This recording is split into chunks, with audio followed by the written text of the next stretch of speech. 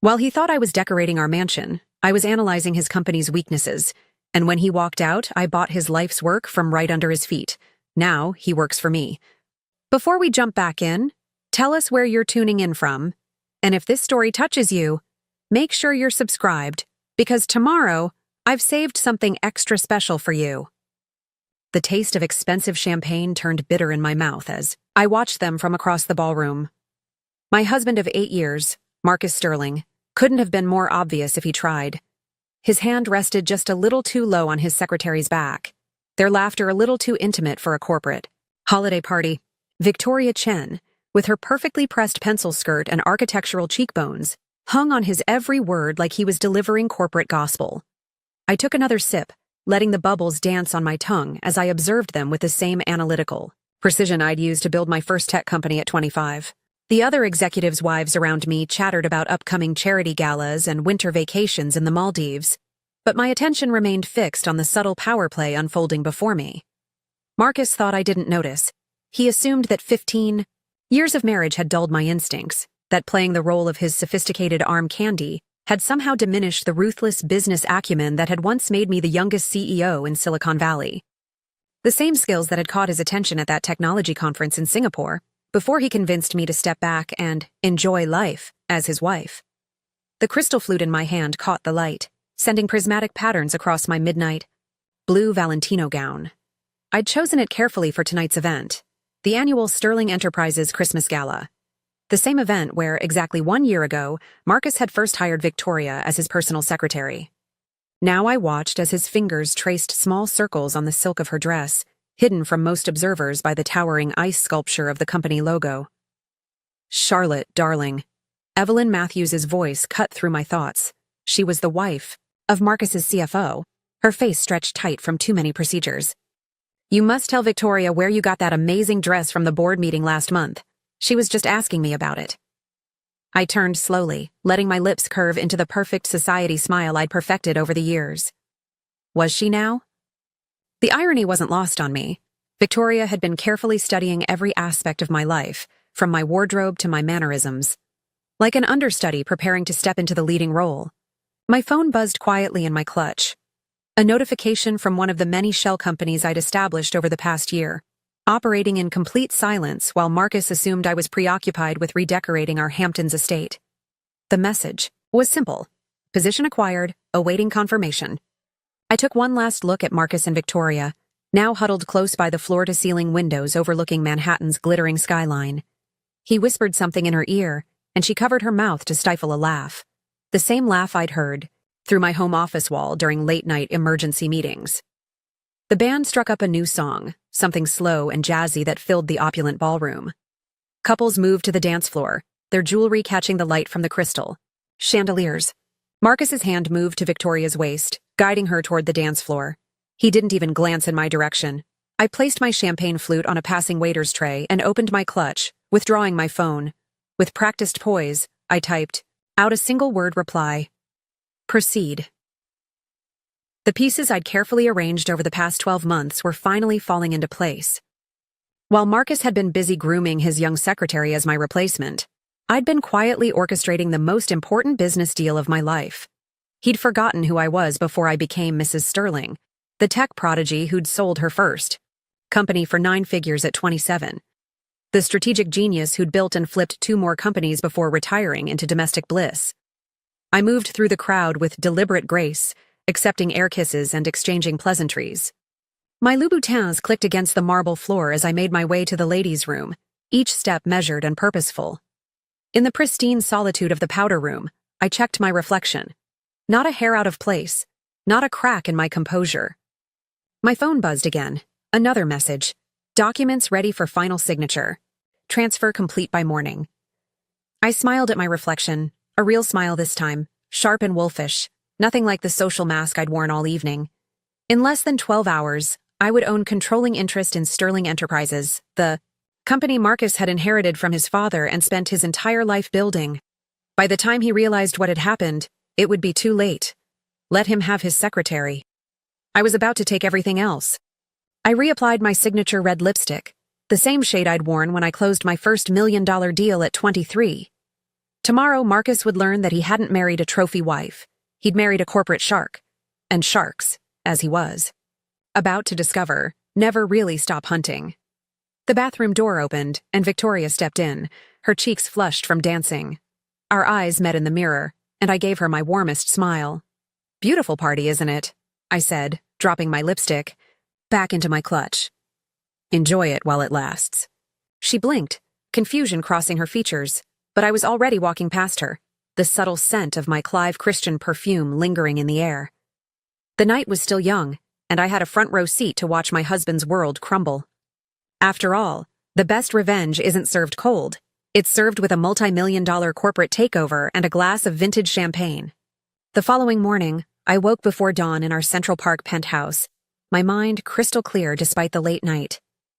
Marcus hadn't come home, a fact that might have once torn me apart, but now only strengthened my resolve.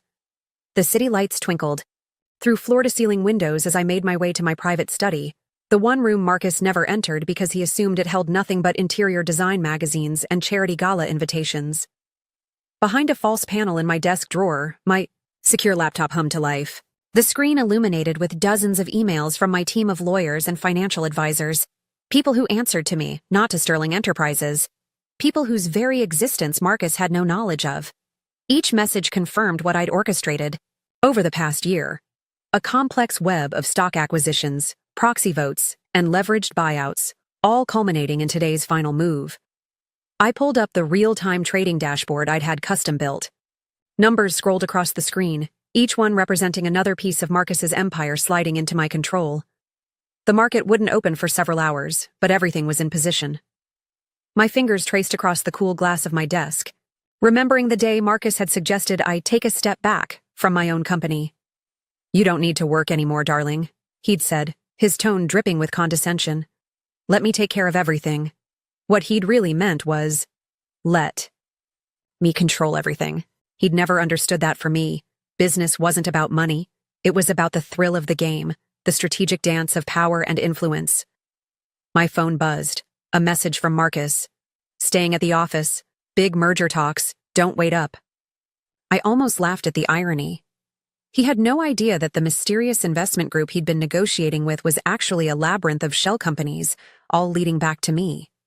I opened my safe and retrieved a thick folder, the original business plan I'd written for my first company, the one I'd sold to fund this very moment. Its pages were worn from years of reference, a reminder of who I was before I became Mrs. Sterling. Each section detailed strategies I'd developed, markets I'd conquered, competitors I'd outmaneuvered. I'd been 25 when I wrote it, already a force in the tech world while Marcus was still riding his father's coattails. The sky began to lighten over Manhattan as I reviewed the final pieces of my plan. In my inbox, confirmation after confirmation arrived from keyboard members. All the ones Marcus had underestimated because they were women.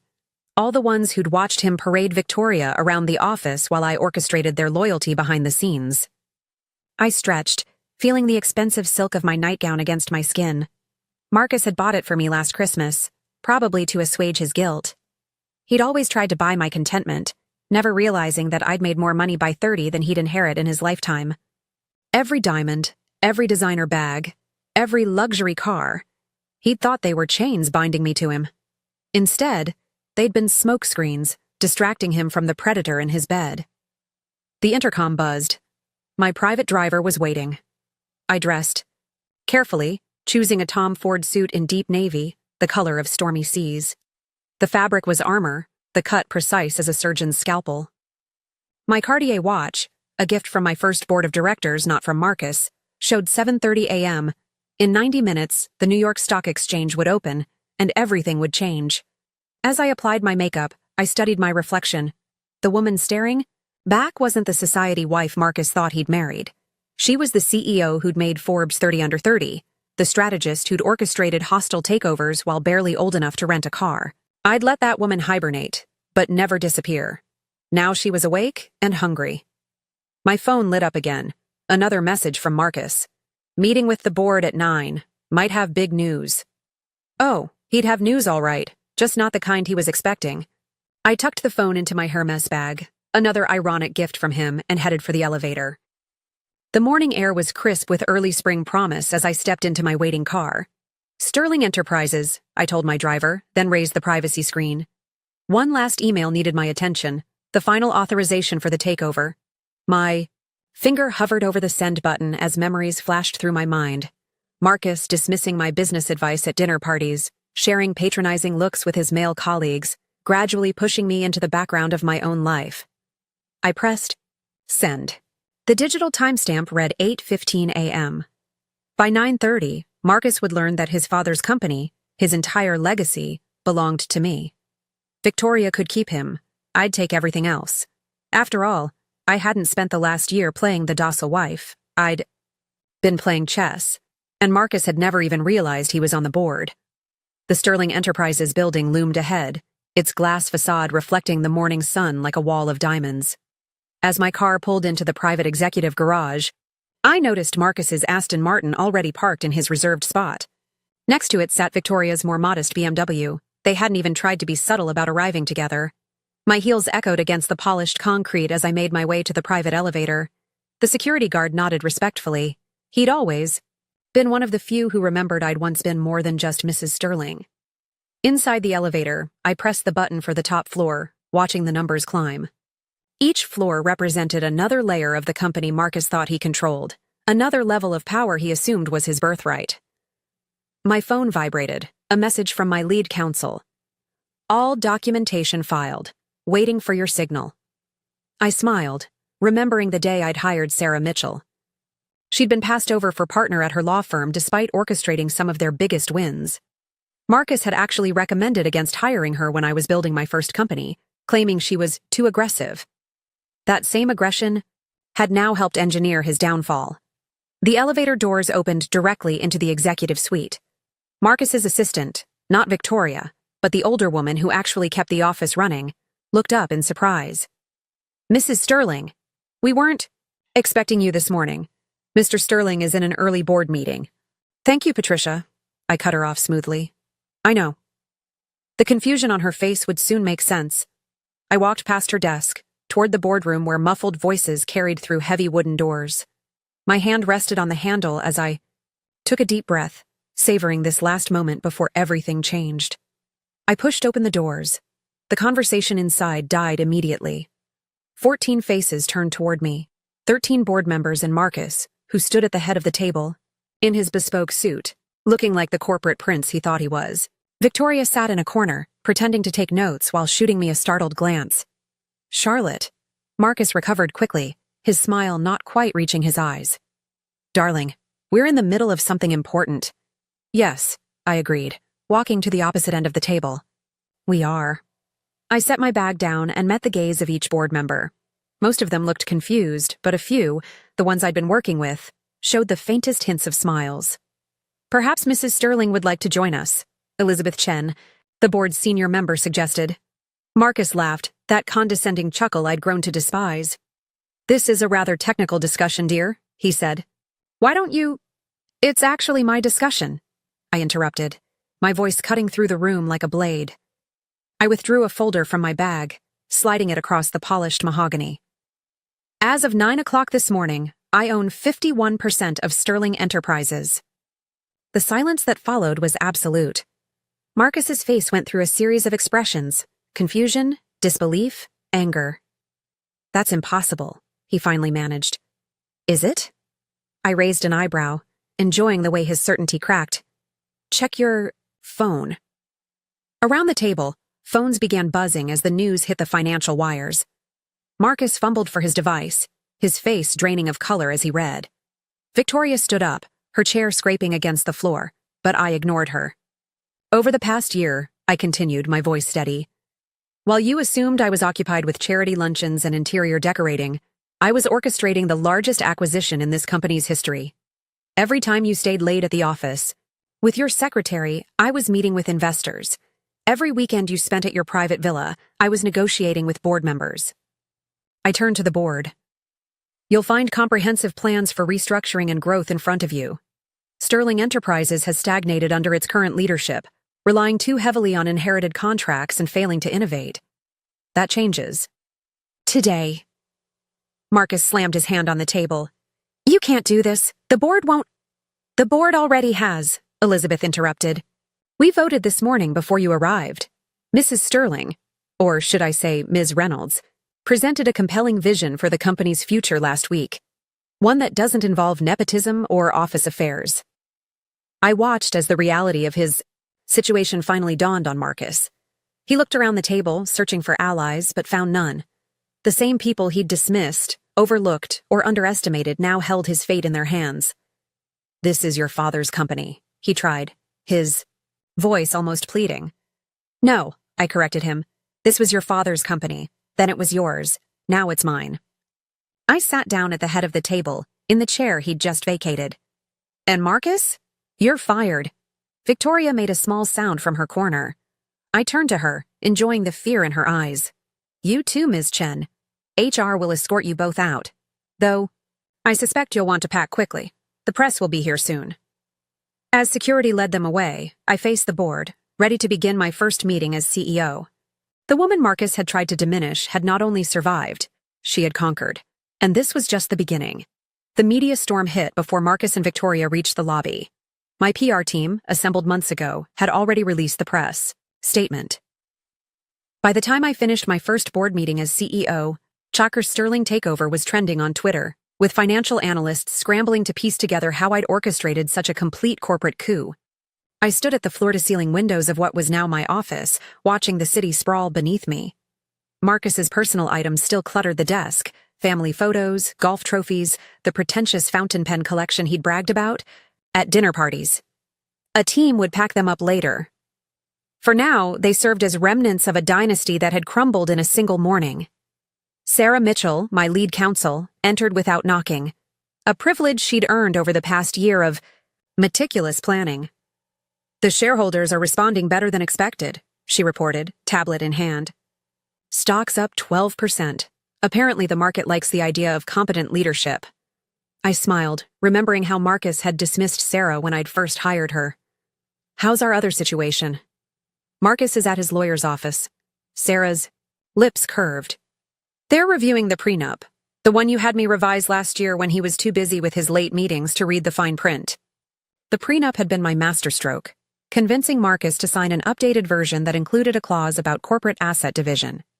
He'd been so confident in his control, so certain I was just engaging in trivial legal housekeeping, that he'd signed without scrutiny. Now that same document prevented him from challenging my ownership of the company. My phone buzzed. Evelyn Matthews, the CFO's wife who'd spoken to me at the party. Charlotte, darling, I just heard the news. How? Unexpected? Her voice dripped with artificial concern. We simply must do lunch. I'm sure this is all so overwhelming for you.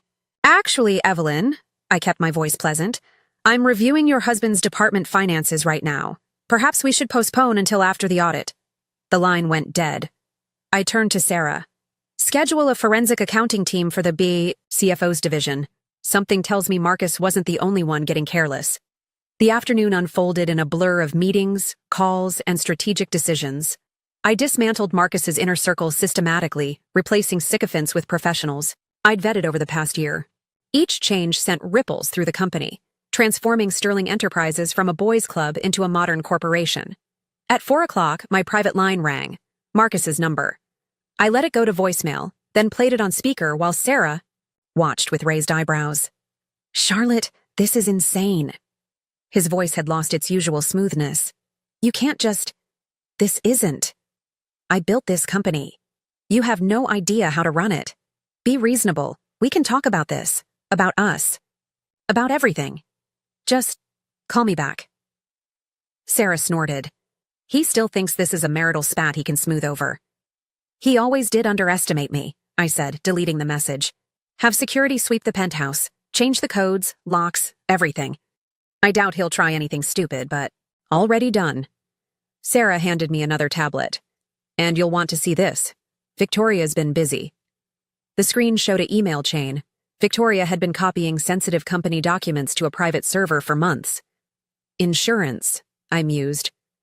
She thought she could use them as leverage if things went south with Marcus. Want me to have her arrested?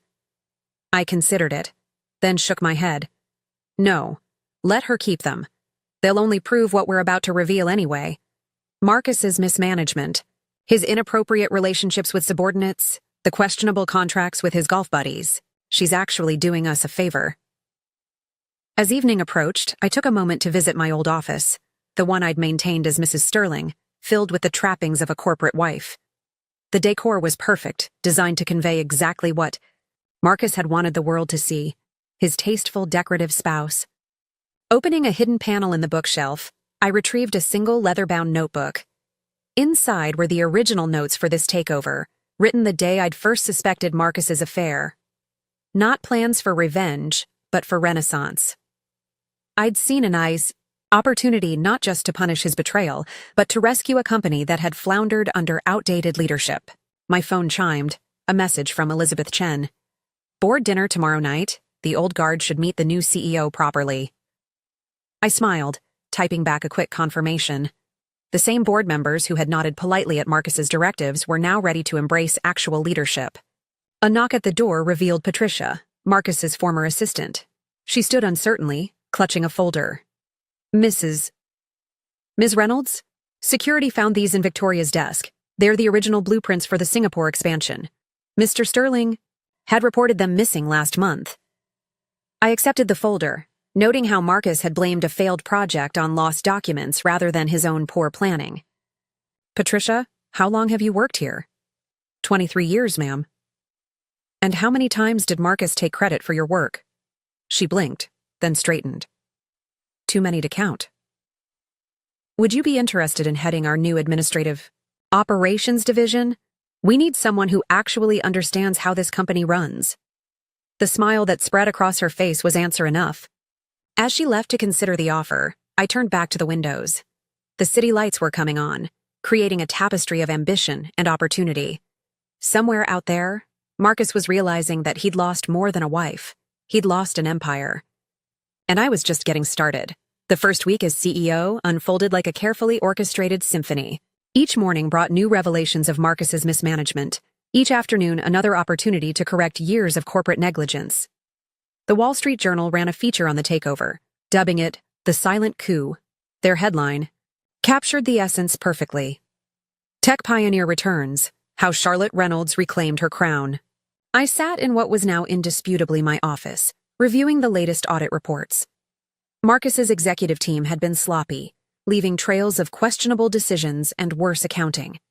The CFO, Richard Matthews, Evelyn's husband, had already resigned, citing personal reasons. His hasty departure saved me the trouble of firing him over the irregular payments I'd discovered funneling to offshore accounts. Your 9 o'clock is here, my new assistant announced through the intercom. Unlike Victoria, James had actual qualifications beyond looking good in pencil skirts. The door opened to reveal Amanda Chen, Victoria's older sister and one of Silicon Valley's top software architects. Charlotte, she smiled, elegant in a way her sister had tried too hard to emulate. Or should I say, Madam CEO? Just Charlotte, I stood, gesturing to the sitting area with its view of Central Park. Thank you for coming all the way from California. How could I resist? Amanda settled into a leather chair. When you called about heading the new tech division, I assumed it was a joke. Sterling Enterprises doing actual innovation? Under Marcus, this place was a dinosaur wearing a designer suit. I poured coffee for both of us, not from Marcus's pretentious espresso machine, which I'd had removed, but from a simple French press. That's exactly why I want you. Sterling has been coasting on government contracts and old relationships. Time to drag it into the modern era. And it has nothing to do with tweaking Victoria's nose? Amanda's eyes sparkled with mischief. Let's call that a pleasant bonus. I handed her a tablet containing my plans for the company's technological overhaul. Your sister aspired to be a trophy wife. You aspired to revolutionize cloud computing. I know which sister I'd rather have on my team. As Amanda reviewed the proposals, my phone lit up with another message from Marcus. Since the takeover, he'd progressed through the stages of grief at record speed: denial, anger, bargaining, and now a pathetic attempt at manipulation. Charlotte, please. The board doesn't understand what you're doing to my father's legacy. Meet me for dinner. We can fix this. I showed the message to Amanda, who snorted. My sister got a similar text. Apparently, he's promised to leave you if she just helps him fix this mess. How charmingly desperate. I deleted the message without responding. I assume she turned him down? Actually, she's left the country, took a job in Singapore. Amanda looked up from the tablet. These proposals are ambitious. You're not just planning to update the company, you're planning to transform it. That's why I need you. I pulled up additional projections on my laptop. Marcus thought Sterling was a real estate and investment firm that occasionally dabbled in technology. I see it as a tech company that's been masquerading as an old money corporation. Time to drop the mask. The rest of the morning passed in technical discussions and strategic planning. Amanda's expertise would be invaluable in modernizing Sterling's infrastructure. More importantly, her reputation would attract the kind of talent Marcus had always dismissed as too progressive for his father's company. After she left, I had James clear my schedule for lunch. There was somewhere important I needed to be. My driver took me to a familiar address in the meatpacking district, the location of my first company's original office. The building had changed, now housing trendy startups instead of the scrappy tech firms of my early days, but the energy remained the same. I found what I was looking for in a coffee shop across the street. Howard Sterling, Marcus's father and the company's founder, sat at his usual corner table, ancient at 92, but still sharp as ever. He looked up as I approached, his weathered face creasing into a smile. "I wondered when you'd come," he said, gesturing to the empty chair. "Sit. Tell me how you did it." I ordered coffee and studied the man who had built Sterling Enterprises from nothing. "You knew? That you were planning something? Of course." He stirred his tea with deliberate precision. "I've watched Marcus run my company into the ground.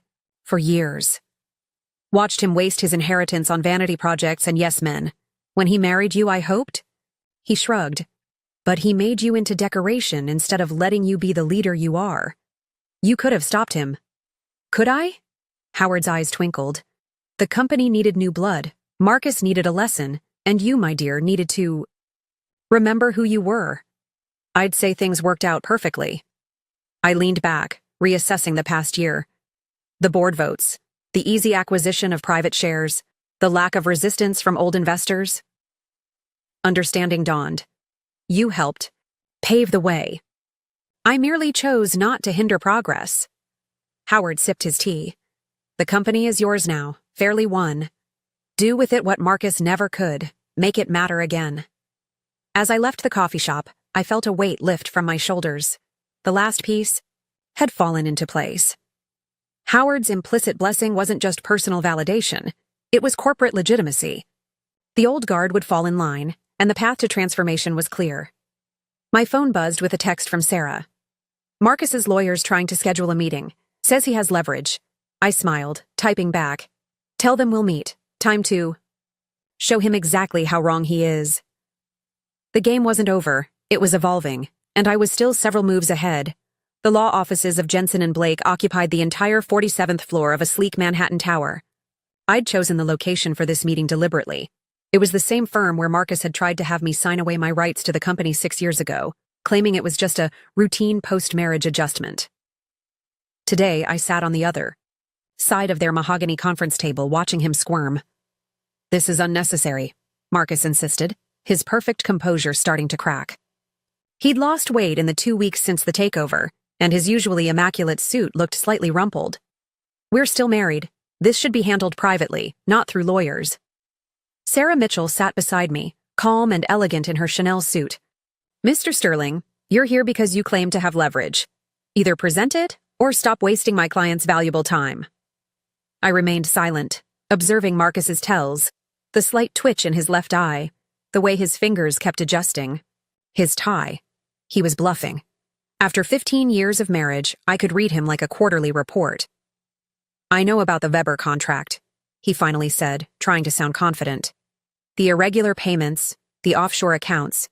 If that gets out, the SEC will—" "You mean these accounts?" I slid a folder across the table. "The ones you set up under shell companies to funnel money to your father's old golf buddies? We've already reported them to the SEC. Full disclosure, complete cooperation." The board was quite impressed with our commitment to transparency.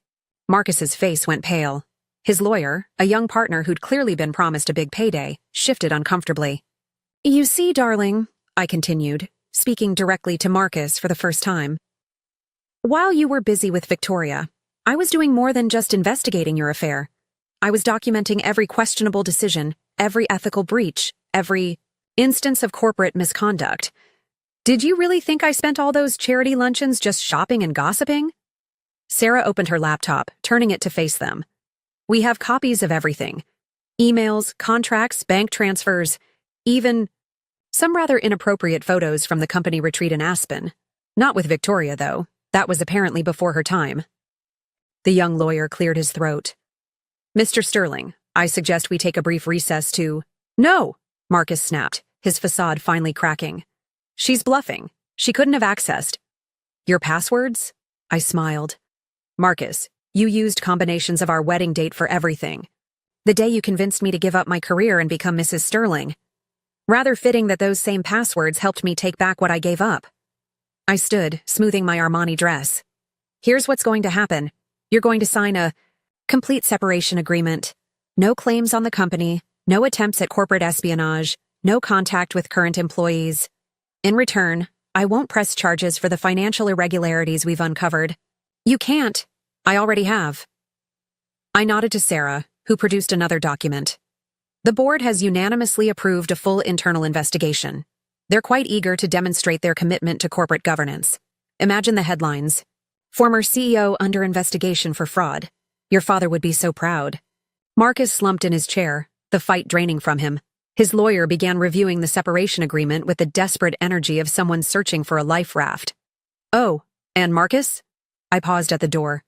Victoria sends her regards. From Singapore. Apparently, she's quite enjoying her new position, the one my friend Amanda arranged for her. Far from New York, far from scandal, far from you. The elevator ride down was silent. Once in my car, Sarah finally spoke. That was almost too easy.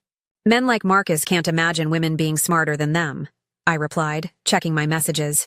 It blinds them to obvious threats, makes them sloppy. A notification caught my eye. The internal audit of the tech division was complete. Speaking of which, how's the recruitment going? 8 executives from top tech firms have accepted interviews. Word's getting out that Sterling Enterprises is transforming into something interesting. Sarah's smile was predatory. Your reputation from your startup days helps. They remember the innovations you pioneered before Marcus convinced you to retire. The car wound through Manhattan traffic as I reviewed the day's market reports. Sterling stock had risen another 3% on news of the internal audit. Investors appreciated decisive leadership and clean books. My phone buzzed, a message from Howard Sterling. Well played. Marcus never understood that power isn't about control, it's about vision. The company's in better hands now. I typed back a simple, thank you, before turning to Sarah. Schedule a press conference for next week. It's time to announce our new direction. Sterling Enterprises isn't just changing leadership. We're changing the game entirely. What about Marcus's allies on the executive floor? Some of them are still loyal to him. They're loyal to their salaries and stock options, I corrected.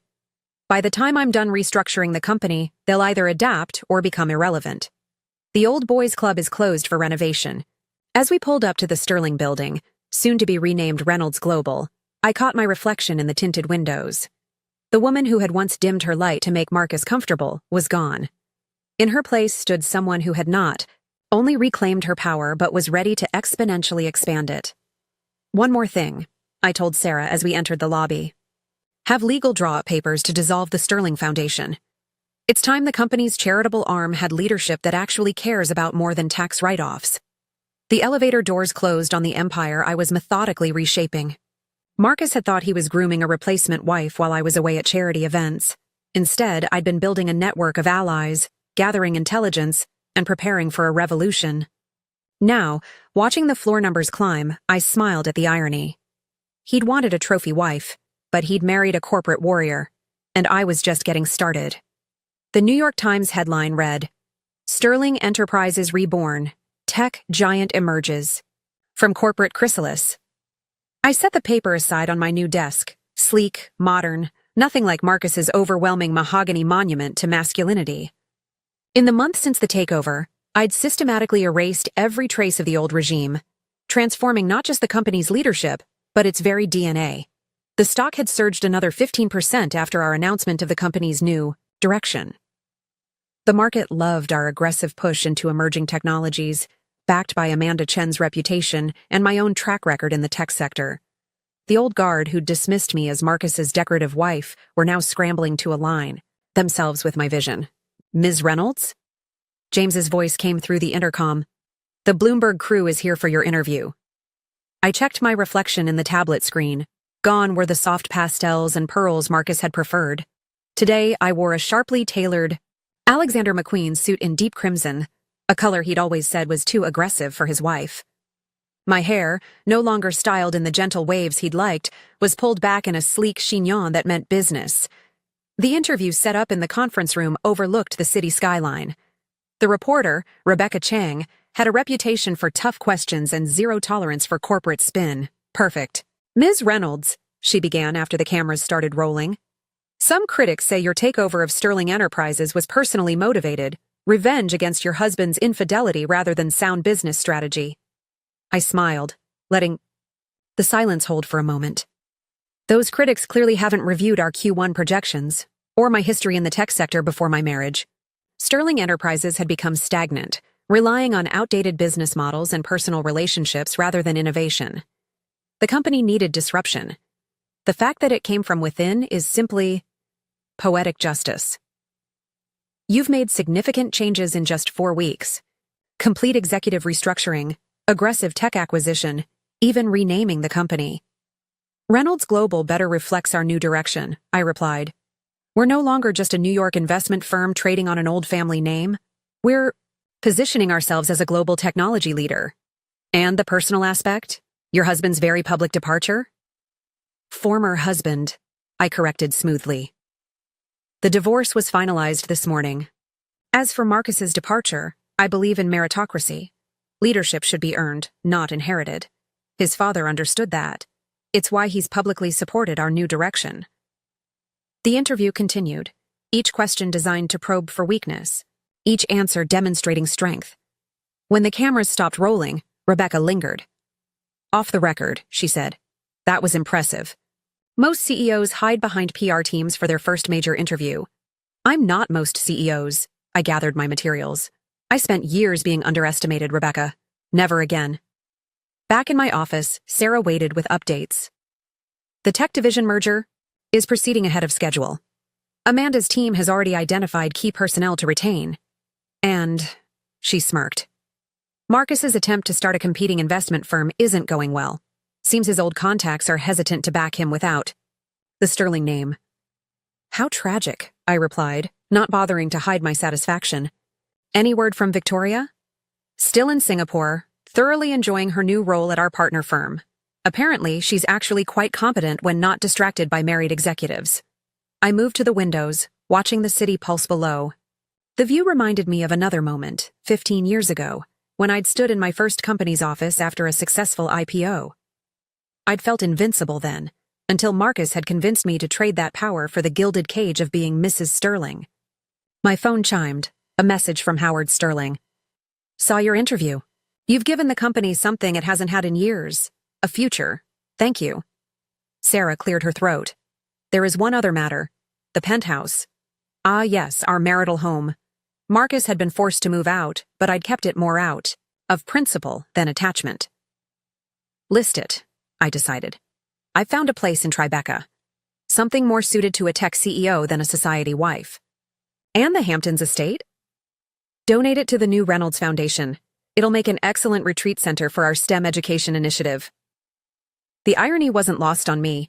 The very properties Marcus had used to cage me were now being repurposed to empower others. A notification popped up on my laptop. Our AI division had just secured a major government contract. The same contract Marcus had dismissed as too complicated 6 months ago.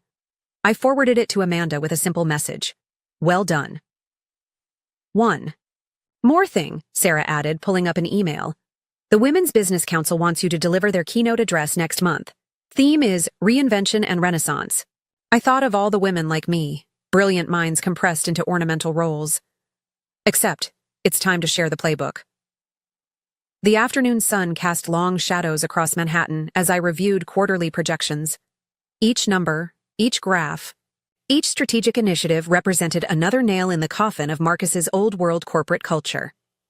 He had spent years gradually dimming my light, never realizing he was giving me time to study his weaknesses, to plan his obsolescence. My new office phone rang. The private line only 5 people had the number for. The caller ID showed Marcus's father's number. "Charlotte," Howard's voice was warm. "I've been thinking about what you said in your interview, about meritocracy." He paused. "There's something you should know about some other holdings of mine. Companies Marcus doesn't even know exist. I'd like to discuss their future over dinner." I smiled, remembering Marcus's constant complaints about his father's secretive business dealings. "I'd be delighted, Howard. I have a feeling this is the beginning of an even more interesting partnership." After hanging up, I sat back in my chair, enjoying the quiet satisfaction of pieces falling into place.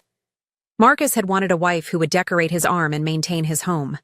Instead, he'd married a woman who had taken everything, his company, his reputation, his future, and transformed it into something far greater than he could have imagined. The sun set over Manhattan, painting the sky in shades of victory. 6. Weeks into my leadership of Reynolds Global, formerly Sterling Enterprises, the first real signs of resistance began to surface. It started with whispers in corner offices, grew through encrypted emails, and culminated in a presentation folder placed on my desk early Tuesday morning. "Concerned Shareholders Report," read the cover in austere typography. Inside, a detailed critique of my aggressive modernization efforts, signed by a coalition of old money investors, all members of Marcus's former social circle. Their message was clear: slow down, stick to tradition, or face a proxy fight. I was reviewing their demands when Amanda Chen burst into my office, tablet in hand. "Have you seen this?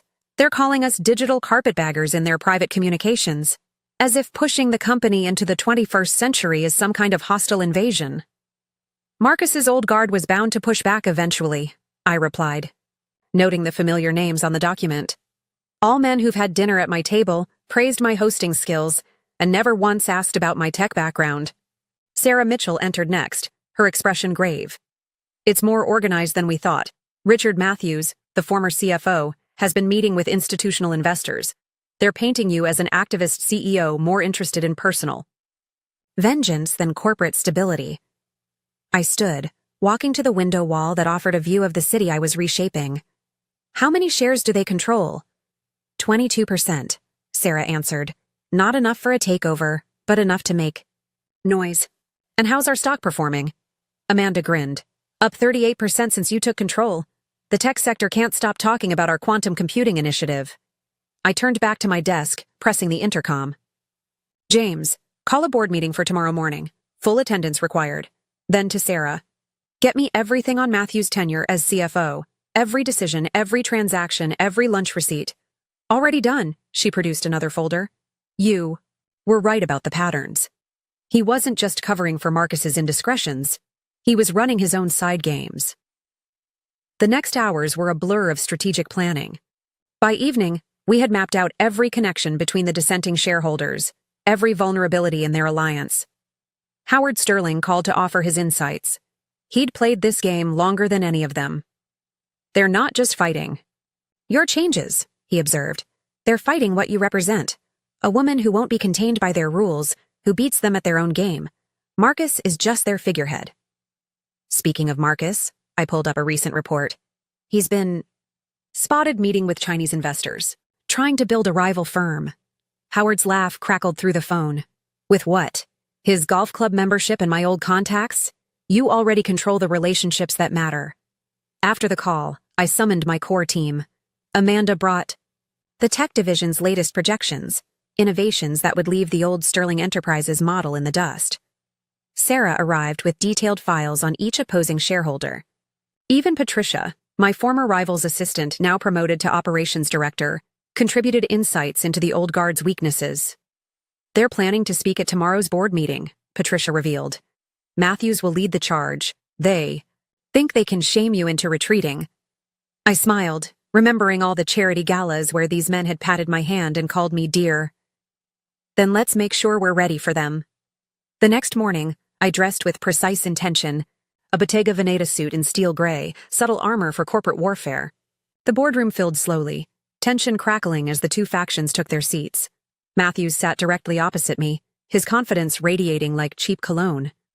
"Before we begin," he stood, waving the shareholders' report, "we need to discuss the company's alarming departure from proven strategies." "Fascinating timing," I interrupted smoothly. "I was just about to discuss strategy. Specifically, the strategy that let privileged mediocrity flourish while innovation died."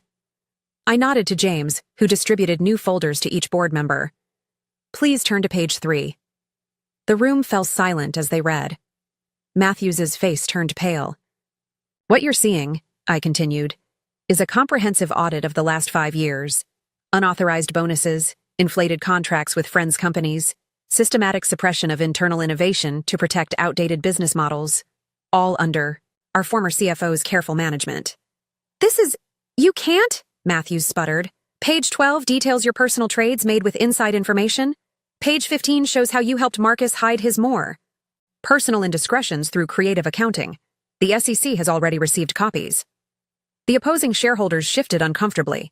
Their spokesman, a silver-haired venture capitalist named Harrison, cleared his throat.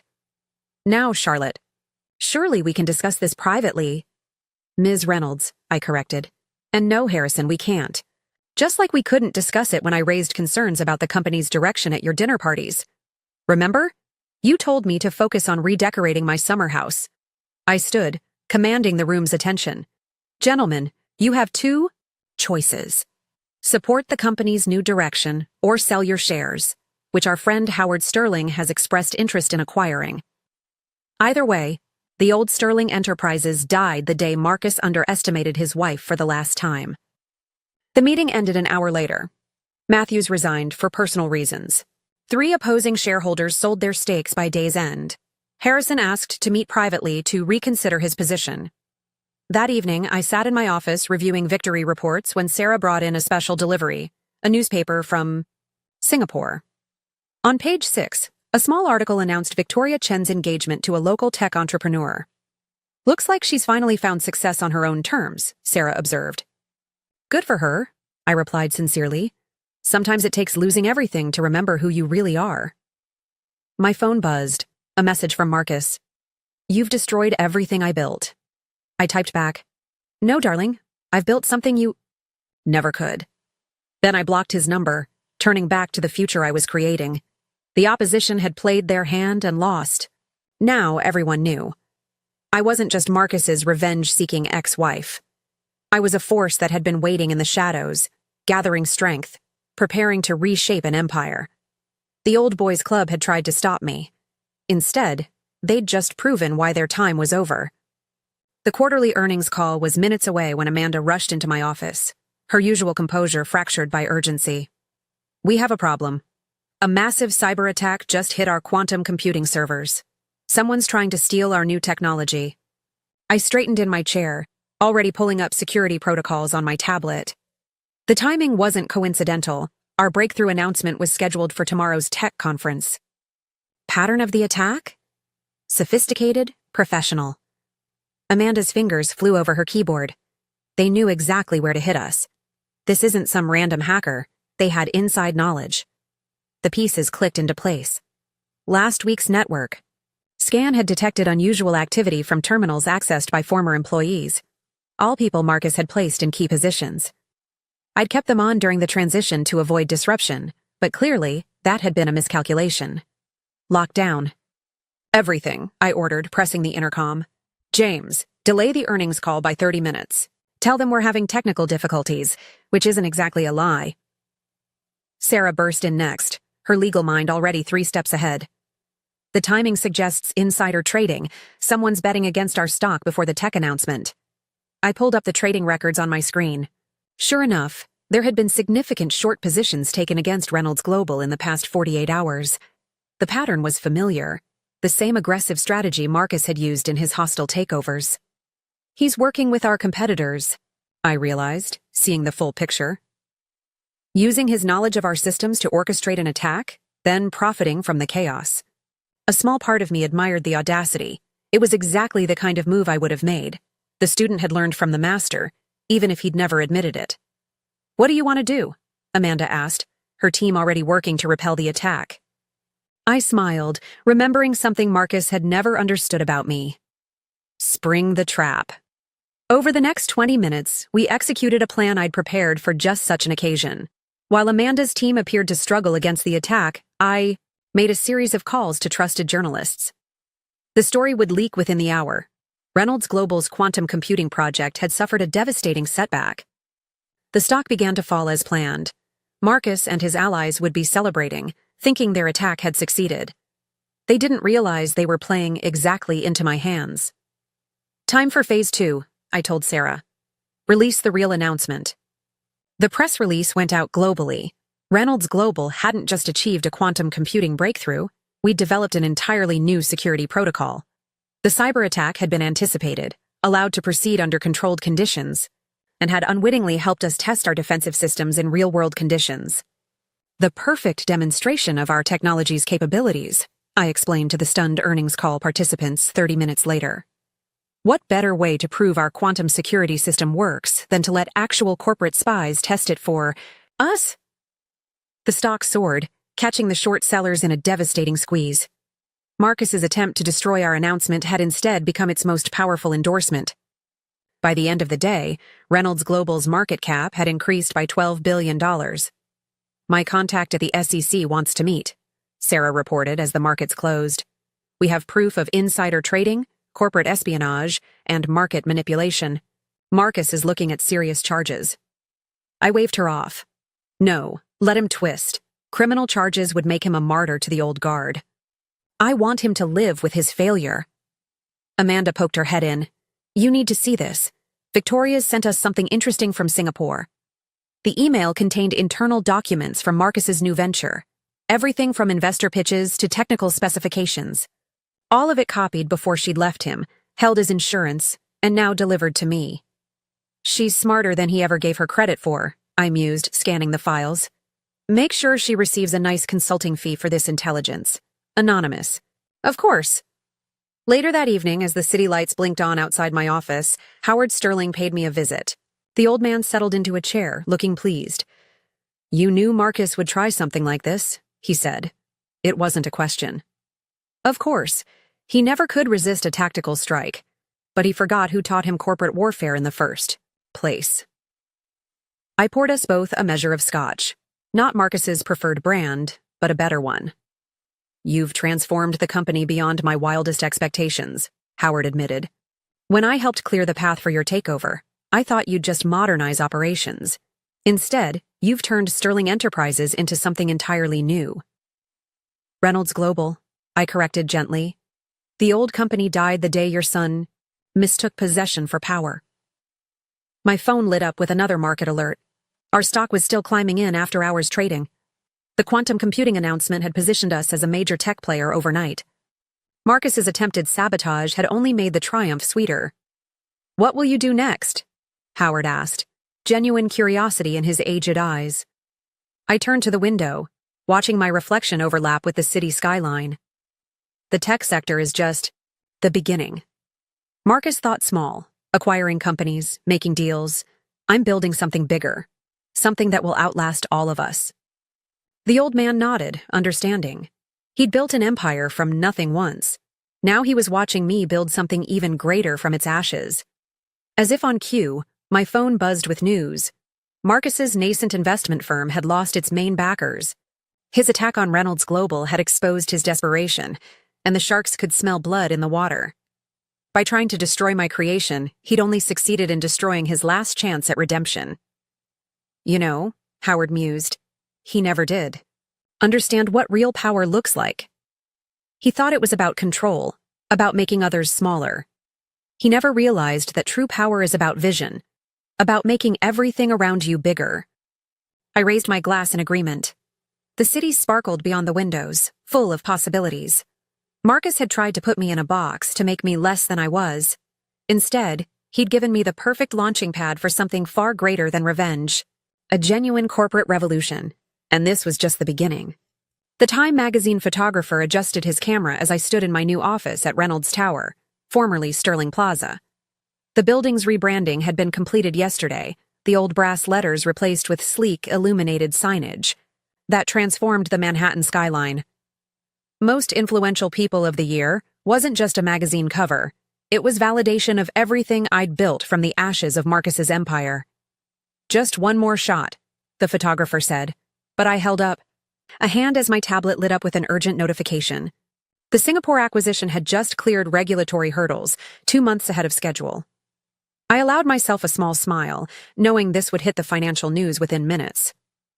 Actually, I told the photographer, let's move to the conference room. I want to show you something more interesting than a standard CEO portrait.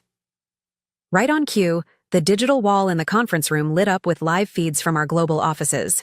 Amanda Chen's team in Silicon Valley, the quantum computing division in Boston, our new AI research center in Singapore, all humming with the energy of innovation. This was the real story. Not just a corporate takeover, but a complete reinvention of what Sterling Enterprises had been. Ms. Reynolds, my assistant James appeared in the doorway. They're ready for you in the auditorium. I checked my watch. Cartier, but not the one Marcus had given me. This one was a gift to myself, purchased the day Reynolds Global's market cap exceeded $100 billion. How many attended? Standing room only. Every major tech publication, plus the business press. The elevator ride down gave me a moment to reflect. 3 months had passed since Marcus's failed cyber attack. In that time, Reynolds Global had launched 4 major initiatives, acquired 2 cutting-edge startups, and completely restructured its global operations. The old guard who had opposed me were now either gone or had become my strongest advocates. Amazing what success could do to change perspectives. The auditorium was indeed packed. I recognized faces from Fortune, Forbes, TechCrunch, even several of Marcus's former allies in the financial press. They'd come to witness what everyone was calling the Reynolds Revolution. Sarah Mitchell waited backstage, tablet in hand. The contracts are signed. Should I include it in the announcement? I nodded, scanning the final details of our latest acquisition. It was poetic justice.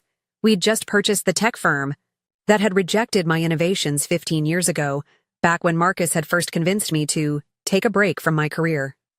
Taking the stage, I felt the energy in the room shift. These weren't the patronizing stares I'd endured at Marcus's corporate events. This was the focused attention reserved for true business leaders. 3 months ago, I began, I promised that Reynolds Global would redefine corporate innovation. Today, I'm announcing the largest technology investment initiative in our company's history. The presentation flowed seamlessly: quantum security platforms, AI integration, sustainable tech development. With each announcement, I could see the story taking shape in the journalists' minds. This wasn't just corporate success. This was a vision of the future. One final announcement, I concluded. Reynolds Global is establishing the Future Leaders Foundation with an initial endowment of $500 million. Its mission, to identify and support innovative women in technology who have been overlooked or underestimated. Because talent doesn't always wear a suit and tie. The press conference that followed was electric. Questions flew about the company's trajectory, our aggressive expansion, the foundation's goals. No one asked about Marcus or the takeover anymore. Those stories felt like ancient history compared to what we were building. Back in my office, Howard Sterling waited with a copy of the Wall Street Journal. The headline read, Reynolds Global sets new standard for tech innovation. Quite a change from the society pages, he smiled, referencing the days when I'd only made news as Marcus's wife at charity galas. The foundation was your idea, I reminded him, though I doubt this was what Marcus had in mind when he said, I should focus on charity work. Marcus never understood the difference between power and control. Howard settled into a chair. He thought keeping you in a gilded cage made him powerful. He never realized he was just creating pressure in a sealed container. My phone buzzed, Amanda Chen with updates from Silicon Valley. Our quantum computing platform had just achieved another breakthrough. The stock would soar again tomorrow. I heard Marcus is in London, Howard mentioned casually, trying to raise capital for a new venture fund. I pulled up our latest market data. I know. 3 of his potential investors contacted us last week, looking to invest in Reynolds Global instead. Apparently, his pitch meetings aren't going well. And Victoria? Thriving in Singapore. She's heading our Asia-Pacific tech initiatives now. Turns out she has quite a talent for spotting innovative startups. When you remove toxic influences, people often surprise you. The sun was setting over Manhattan, casting long shadows through the floor-to-ceiling windows. Below, The new Reynolds Global logo glowed against the darkening sky, a beacon of transformation. "You know what the best revenge is?" I asked Howard, not really expecting an answer. "It's not destroying what someone built. It's building something so much greater that their achievements become footnotes in your success story." He raised his glass in agreement. "To footnotes, then." I smiled, watching the city lights blink on. Marcus had tried to make me small, to fit me into his narrow vision of what a wife should be. Instead, he'd given me the motivation to dream bigger than he ever could. Reynolds Global wasn't just a renamed company, it was proof that the most dangerous force in business is a woman who's been underestimated for the last time. The London weather matched my mood, sharp, bright, and charged with potential. From my suite at the Dorchester, I watched morning sunlight glint off the Thames while reviewing the final details of today's announcement. Reynolds Global wasn't just acquiring another company. We were absorbing Marcus's last hope for relevance in the business world. "The European Commission has approved the merger." Sarah's voice came through the secure line. Marcus's lawyers tried to block it, claiming conflict of interest, but the regulators dismissed their objections. "We can proceed whenever you're ready." I adjusted my Chanel jacket, black with subtle gold threading, chosen specifically for this moment. "And our friend in Singapore?" Victoria's intelligence was perfect. The tech division Marcus thought he was acquiring is practically worthless. All the key developers jumped ship months ago. They're joining our quantum team instead. The irony was delicious. Marcus had spent 6 months putting together what he thought would be his comeback, a European tech conglomerate that could compete with Reynolds Global. What he hadn't realized was that I'd been quietly laying the groundwork to acquire his target company long before he'd even approached them. My phone lit up with a message from Amanda Chen.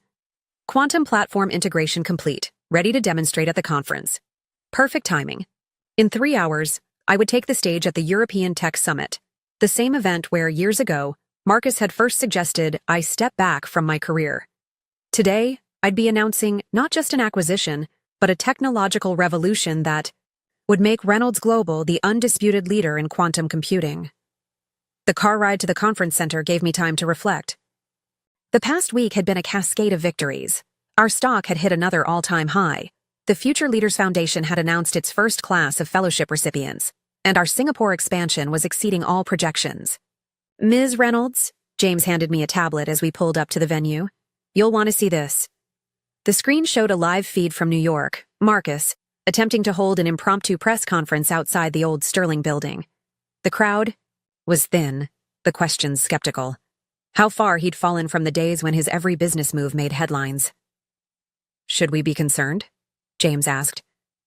I shook my head, watching Marcus gesture emphatically to the diminishing group of reporters. "He's announcing his opposition to the merger. Let him waste his breath. By the time he finishes speaking, the deal will be done."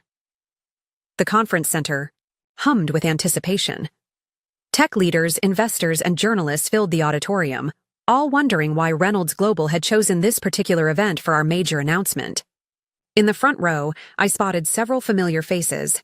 Board members who had once dismissed me as Marcus's trophy wife, now eager to claim they'd supported me all along. Howard Sterling's message arrived just as I was preparing to take the stage. "Give them hell, my dear." The spotlight felt familiar now, like an old friend. The audience fell silent as I took my position at the podium, the Reynolds Global logo glowing behind me on massive screens. 6 years ago, I stood in this very room, I began, and was told that women like me should leave technology to the men, that our role was to support from the shadows, to be satisfied with reflecting others' glory. Today, I'm here to announce that those days are over. The screens behind me came alive with live feeds from our quantum computing facilities worldwide. Reynolds Global isn't just acquiring another company. We're launching a new era of technological innovation, one where talent and vision matter more than tradition and gender. The announcement unfolded like a perfectly choreographed dance, each revelation, built upon the last, painting a picture of not just corporate expansion, but complete industry transformation. When I finally revealed the price of the acquisition, significantly lower than the market had expected, thanks to our careful maneuvering, the audience erupted in applause. "One final announcement," I said, saving the best for last. "The company we're acquiring today? It's the same one that rejected my quantum computing proposals 7 years ago. the same one that told me my ideas were too ambitious for a woman. Today, they're worth billions, but only because we're buying them to access their market position. Their technology? I allowed myself a small smile. Obsolete compared to what we've developed. The press conference afterward was a feeding frenzy. Questions flew about the merger, our technology, the future of quantum computing. No one mentioned Marcus or his failed counterbid. He had become irrelevant to the story. Back in my hotel suite, Sarah waited with the final numbers. The merger had added $20 billion to our market cap in a single day. Marcus's attempted press conference had been cut short when reporters left to cover our announcement instead. Victoria sent an interesting report, Sarah mentioned, sliding across a folder. Apparently, Marcus tried to approach our Singapore partners last week. They didn't even take the meeting. I moved to the window, watching London's lights blink on in the gathering dusk. You know what Marcus never understood about power? It's not about who you can control. It's about who wants to work with you. He spent years building walls while I was building bridges. My phone buzzed with another message. Amanda Chen sharing video of our quantum platform's latest test results. The technology we'd developed wasn't just revolutionary. It was about to make everything Marcus had fought for completely obsolete. The Future Leaders Foundation received over 10,000 applications for the next fellowship round, Sarah reported. Every major tech company is trying to partner with us now. Even Marcus's old allies are begging to be involved. I smiled, remembering all the patronizing pats on the head, all the dismissive remarks at board meetings. Success is the best revenge, but do you know what's even better? Creating opportunities for others who've been underestimated. Every woman we help, rise is another crack in their glass ceiling. The city stretched out below, a tapestry of lights and possibilities. Marcus had tried to dim my light, never realizing he was just teaching me how to harness the darkness. Now I wasn't just shining. I was illuminating the path for others, and we were just getting started. The United Nations conference room buzzed with anticipation as I prepared to address the Women's Economic Forum. Below the podium, faces both familiar and new filled the chamber. Tech leaders, corporate executives, and most importantly, young women at the start of their careers. The kind of audience Marcus had never thought I deserved. 512 days, I began, my voice carrying through the historic chamber. That's how long it took to transform Reynolds Global from a traditional investment firm into the world's leading quantum technology company. But the real transformation began years earlier, in moments of silence when I was expected to be nothing more than decorative. From my position at the podium, I could see the livestream numbers climbing.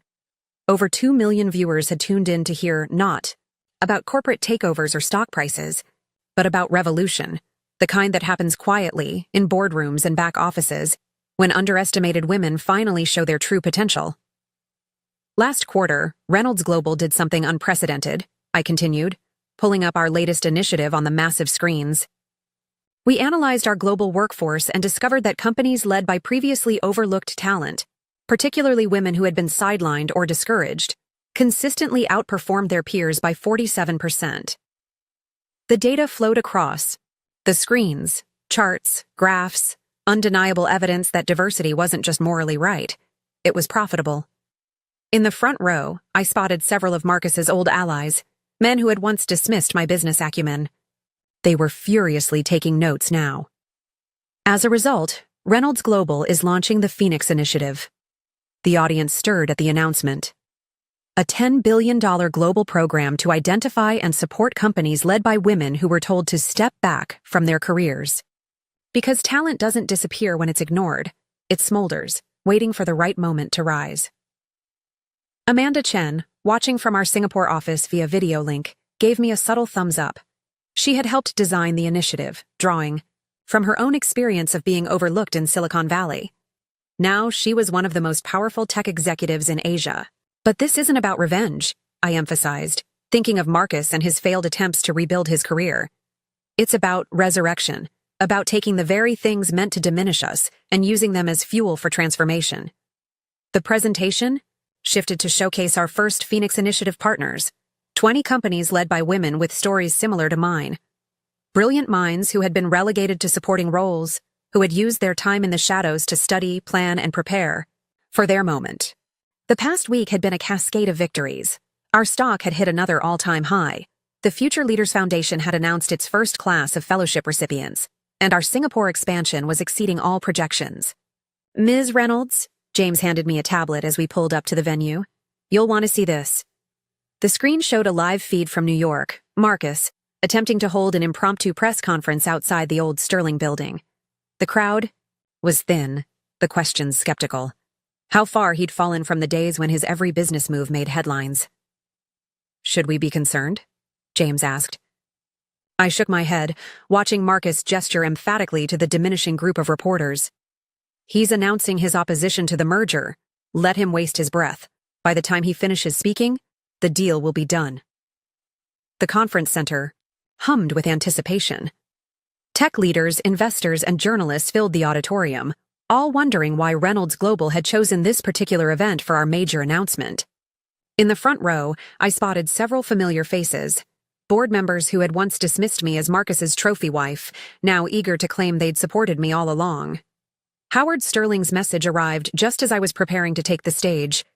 "Give them hell, my dear." The spotlight felt familiar now, like an old friend. The audience fell silent as I took my position at the podium, the Reynolds Global logo glowing behind me on massive screens. 6 years ago, I stood in this very room, I began, and was told that women like me should leave technology to the men, that our role was to support from the shadows, to be satisfied with reflecting others' glory. Today, I'm here to announce that those days are over. The screens behind me came alive with live feeds from our quantum computing facilities worldwide. Reynolds Global isn't just acquiring another company. We're launching a new era of technological innovation, one where talent and vision matter more than tradition and gender. The announcement unfolded like a perfectly choreographed dance, each revelation, built upon the last, painting a picture of not just corporate expansion, but complete industry transformation. When I finally revealed the price of the acquisition, significantly lower than the market had expected, thanks to our careful maneuvering, the audience erupted in applause. "One final announcement," I said, saving the best for last. "The company we're acquiring today? It's the same one that rejected my quantum computing proposals 7 years ago, the same one that told me my ideas were too ambitious for a woman. Today, they're worth billions, but only because we're buying them to access their market position. Their technology?" I allowed myself a small smile. Obsolete compared to what we've developed. The press conference afterward was a feeding frenzy. Questions flew about the merger, our technology, the future of quantum computing. No one mentioned Marcus or his failed counterbid. He had become irrelevant to the story. Back in my hotel suite, Sarah waited with the final numbers. The merger had added $20 billion to our market cap in a single day. Marcus's attempted press conference had been cut short when reporters left to cover our announcement instead. "Victoria sent an interesting report," Sarah mentioned, sliding across a folder. "Apparently, Marcus tried to approach our Singapore partners last week. They didn't even take the meeting." I moved to the window, watching London's lights blink on in the gathering dusk. "You know what Marcus never understood about power? It's not about who you can control. It's about who wants to work with you. He spent years building walls while I was building bridges." My phone buzzed with another message. Amanda Chen sharing video of our quantum platform's latest test results. The technology we'd developed wasn't just revolutionary. It was about to make everything Marcus had fought for completely obsolete. "The Future Leaders Foundation received over 10,000 applications for the next fellowship round," Sarah reported. "Every major tech company is trying to partner with us now. Even Marcus's old allies are begging to be involved." I smiled, remembering all the patronizing pats on the head, all the dismissive remarks at board meetings.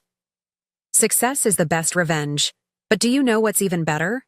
Creating opportunities for others who've been underestimated. Every woman we help, rise is another crack in their glass ceiling.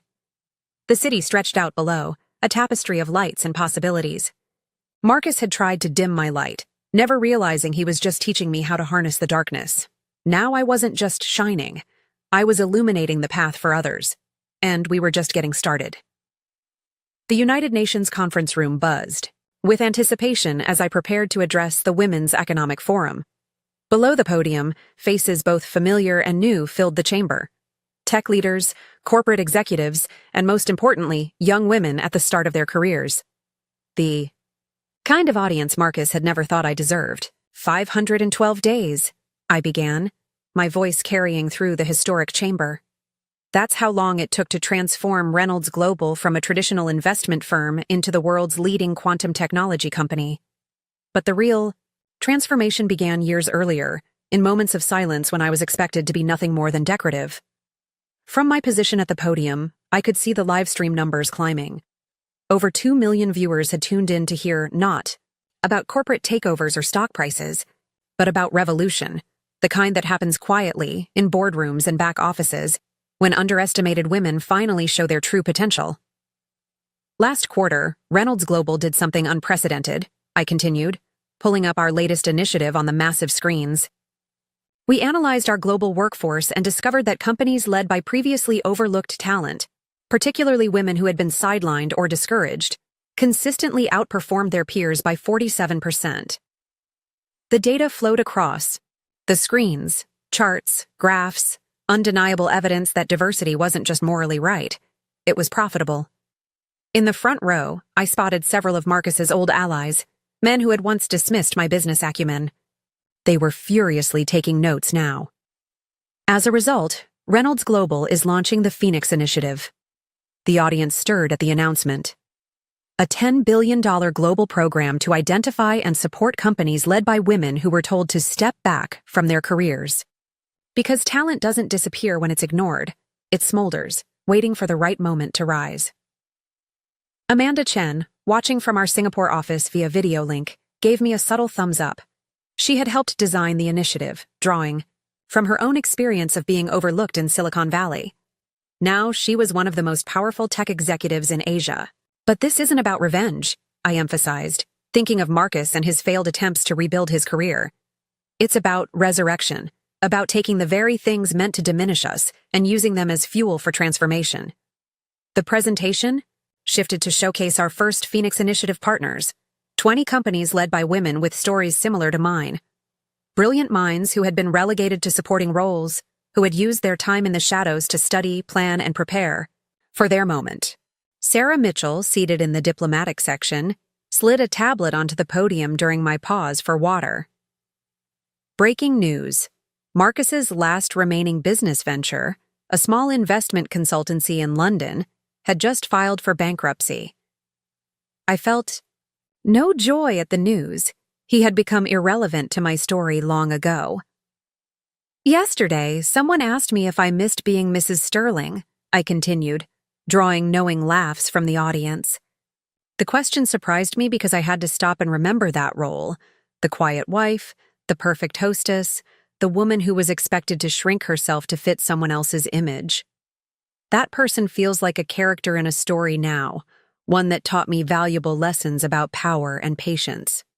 The screens behind me shifted to show the new Reynolds Global campus under construction in Silicon Valley, a sprawling complex designed by a brilliant architect who had been told to focus on residential projects early in her career. The buildings resembled phoenix wings, rising from the earth in sweeping curves of glass and steel. The future doesn't belong to those who cling to traditional power, I declared, watching the audience lean forward. It belongs to those who understand that true strength lies in lifting others as you rise. Reynolds Global isn't just a company anymore, it's a movement. Victoria Chen, now our head of Asia-Pacific operations, appeared on the video wall, ready to announce our latest quantum computing breakthrough. The timing was perfect, proof that innovation flourishes when talent is unleashed. After the standing ovation, after the press interviews and diplomatic meetings, I found myself in a quiet moment in the UN's meditation room. Howard Sterling's message waited on my phone. You've created something I never imagined possible when I helped clear your path to power. This isn't just about business anymore, is it? I smiled, thinking of all the women I'd met today, each with her own story of being underestimated, each now ready to rise. No, I typed back. This is about changing the game entirely. My next appointment was with a group of tech students, young women from around the world, each brilliant, each carrying dreams bigger than the boxes others tried to put them in. They didn't want to hear about my takeover of Sterling Enterprises. They wanted to know about transformation, about using perceived weaknesses as hidden strengths. Looking into their eager faces, I saw reflections of myself from years ago. The ambitious tech entrepreneur Marcus had tried to turn into a trophy wife. He had thought he was dimming my light. Instead, he had taught me to see in the dark, to navigate the shadows, to build something powerful in silence. Your story isn't just about business success, one student observed during the Q&A. It's about becoming who you were always meant to be. I thought about that as my car wound through Manhattan traffic later that evening. The Reynolds Global logo glowed atop our building, a beacon in the night sky. Marcus had wanted to contain me within his world. Instead, he had inadvertently helped me create a universe of my own, one where being underestimated was no longer a limitation, but a launchpad for revolution. The future wasn't just about corporate success anymore. It was about unleashing all the brilliant minds that had been told to stay small, to step back, to wait their turn. Their time had come, and I was just getting started. The private dining room at Le Bernardin wasn't my usual choice for meetings, but today's encounter demanded neutral territory. Through the restaurant's tasteful lighting, I watched Marcus fidget with his water glass, his once immaculate appearance showing signs of wear. His Italian suit, while still expensive, hung slightly loose on his frame, and faint shadows lurked under his eyes. "Thank you for agreeing to meet," he said, his voice lacking its former smooth confidence. The past 8 months had stripped away more than his corporate empire. They'd eroded the very foundation of his self-image. I took a measured sip of water, letting the silence stretch. Around us, the lunch service hummed with quiet efficiency. "Your message said it was important." He reached for his briefcase, not the handmade leather one he'd once proudly displayed, but a simpler model. "I have a proposal, a way to resolve things between us." Sarah Mitchell, seated quietly to my left, raised an eyebrow, but said nothing. We'd anticipated this meeting, planned for every possible scenario. Marcus was nothing if not predictable in his desperation. "I've been doing some thinking," he continued, spreading documents on the table. "About the company, about our history. I realize now that I made mistakes." "Mistakes?" I kept my voice neutral, though I noticed his flinch at the word. "Is that what you call systematically undermining my career, dismissing my expertise, and flaunting your affair in our social circle?" He shifted uncomfortably. "I was wrong. About everything. The company's performance under your leadership proves that, which is why I think we could work together again." There it was, the real reason for this meeting. I glanced at the documents he'd laid out. Proposals for a new joint venture, terms for his return to Reynolds Global in an advisory capacity, even a suggested press release about reconciliation and renewal. "Your timing is interesting," I observed, not touching the papers. "Did this epiphany happen before or after your London venture failed?" Marcus's jaw tightened briefly before he forced a smile. "I know how this looks, but think about it. My experience, my connections, combined with your vision. We could be unstoppable." Sarah made a small sound that might have been a laugh. I held up a hand, silencing her. "Tell me, Marcus, in all the time you spent planning this pitch, did you ever stop to consider one crucial detail?" "What's that?" "I don't need you anymore." The words hung in the air between us, simple but devastating. I watched the reality sink in, not just of my rejection, but of how completely the power dynamic had shifted. "The connections you're offering? I've built stronger ones. The experience you're touting? It's obsolete in the world I'm creating. Reynolds Global isn't just surpassing what Sterling Enterprises was. We're redefining what a modern corporation can be." I gestured to James, who had been waiting discreetly by the door. He brought over a sleek folder emblazoned with the Reynolds Global logo. Since you're here, though, I have a proposal of my own. I slid the folder across the table. The Phoenix Initiative is acquiring distressed companies with potential for innovation. Your failed London venture fits our criteria. Marcus stared at the document, his face a mix of disbelief and dawning comprehension. You want to buy my company? What's left of it? Sarah interjected smoothly. Our offer is fair, more than fair given its current market value. This is absurd, he sputtered, but his hands shook slightly as he opened the folder.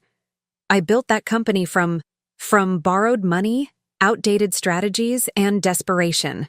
I finished for him. Now you have a choice. Sell to us. Let us transform it into something meaningful, or watch it collapse completely. Either way, your chapter in this story is ending.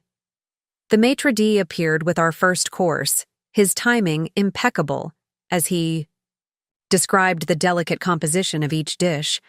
I watched Marcus's internal struggle play across his face. Why are you doing this? He finally asked, his voice quiet. Because unlike you, Marcus, I understand the difference between revenge and revolution. This isn't about hurting you. It's about creating something bigger than either of us. The Phoenix Initiative takes failing companies and gives them new purpose, new leadership, new life. I gestured to the window where the Reynolds Global Tower dominated the skyline. Look around. While you were trying to recreate your past, I was building the future. A future where being underestimated isn't a setback, it's a superpower. The rest of lunch passed in relative silence. Marcus picked at his food while Sarah outlined the acquisition terms. By dessert, his shoulders had slumped in resignation. The papers will be ready tomorrow, Sarah informed him as we prepared to leave. Standard confidentiality agreements, of course. I stood, smoothing my Dior dress, chosen specifically because it was so different from anything I'd worn as Mrs. Sterling. One more thing, Marcus. Victoria sends her regards. She's been nominated for Tech Leader of the Year in Singapore. His head snapped up at that, but I was already walking away, Sarah falling into step beside me. Through the restaurant's windows, I caught our reflection. Two powerful women striding purposefully toward the future, leaving the past where it belonged. Well, Sarah mused as we entered our waiting car. That's the last piece of the old Sterling empire. I smiled, watching the city scroll past. No, that's the last piece of my old life. Everything from here on is new territory. My phone lit up with updates. The quantum computing division's latest breakthrough, the Phoenix Initiative's growing success stories, the upcoming UN Summit on Women in Technology. Marcus and his outdated world of male privilege were becoming exactly what they'd tried to make me, a footnote in someone else's success story. The Harvard Business School auditorium fell silent as I concluded my guest lecture.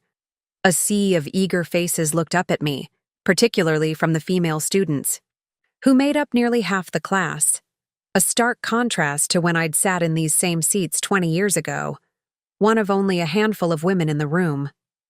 Last question, the professor announced, gesturing to a student in the back. Ms. Reynolds, the young woman stood, confidence radiating from her posture. You've revolutionized corporate leadership and created the Phoenix Initiative, but there are still critics who say you've gone too far. That the aggressive acquisition of traditionally male-led companies is more about personal vendetta than business strategy. How do you respond? I smiled, reminded of similar questions I'd faced in my early days as a tech entrepreneur. Let me tell you about a meeting I had yesterday. The CEO of a major tech firm, male, naturally, suggested that Reynolds Global's success in quantum computing was because we had gotten lucky with our research. He seemed genuinely puzzled when I pulled out the patents I'd filed 15 years ago, outlining the very technology we're implementing today. Knowing laughter rippled through the audience. The truth is, what looks like aggressive acquisition to some is simply the market finally recognizing value that was always there. The Phoenix Initiative doesn't target companies because of their leadership's gender, We target potential that's been suppressed by outdated thinking. After the lecture, I met with the business school's dean in her office. Through the window, autumn leaves danced across Harvard Yard, gold and crimson against the gray sky. Your endowment of the Women in Innovation Center is transforming our program, she said, reviewing the latest data. Applications from female students are up 60%. And how many of them were told to focus on marketing instead of finance or tech? I asked, remembering my own academic advisor's suggestions. Too many, but that's changing, thanks to leaders like you. My phone buzzed. Amanda Chen with updates from Singapore. Our latest quantum security platform had just landed a major government contract. More importantly, 3 of the lead developers were women who'd been passed over for promotion at their previous companies. The car ride to the airport gave me time to review the morning's market reports. Reynolds Global's stock had hit another record high, fueled by news of our latest acquisition, a promising biotech firm led by a brilliant researcher who'd been sidelined by her male colleagues. Interesting development in London, Sarah noted, scanning her tablet. Marcus's former CFO is trying to rebuild his old investment group, looking for venture capital. I glanced at the proposal she handed me. Let me guess. All-male leadership. Traditional hierarchy? Focus on proven strategies? Like stepping back in time 20 years. Sarah's smile was predatory. Want me to arrange a meeting?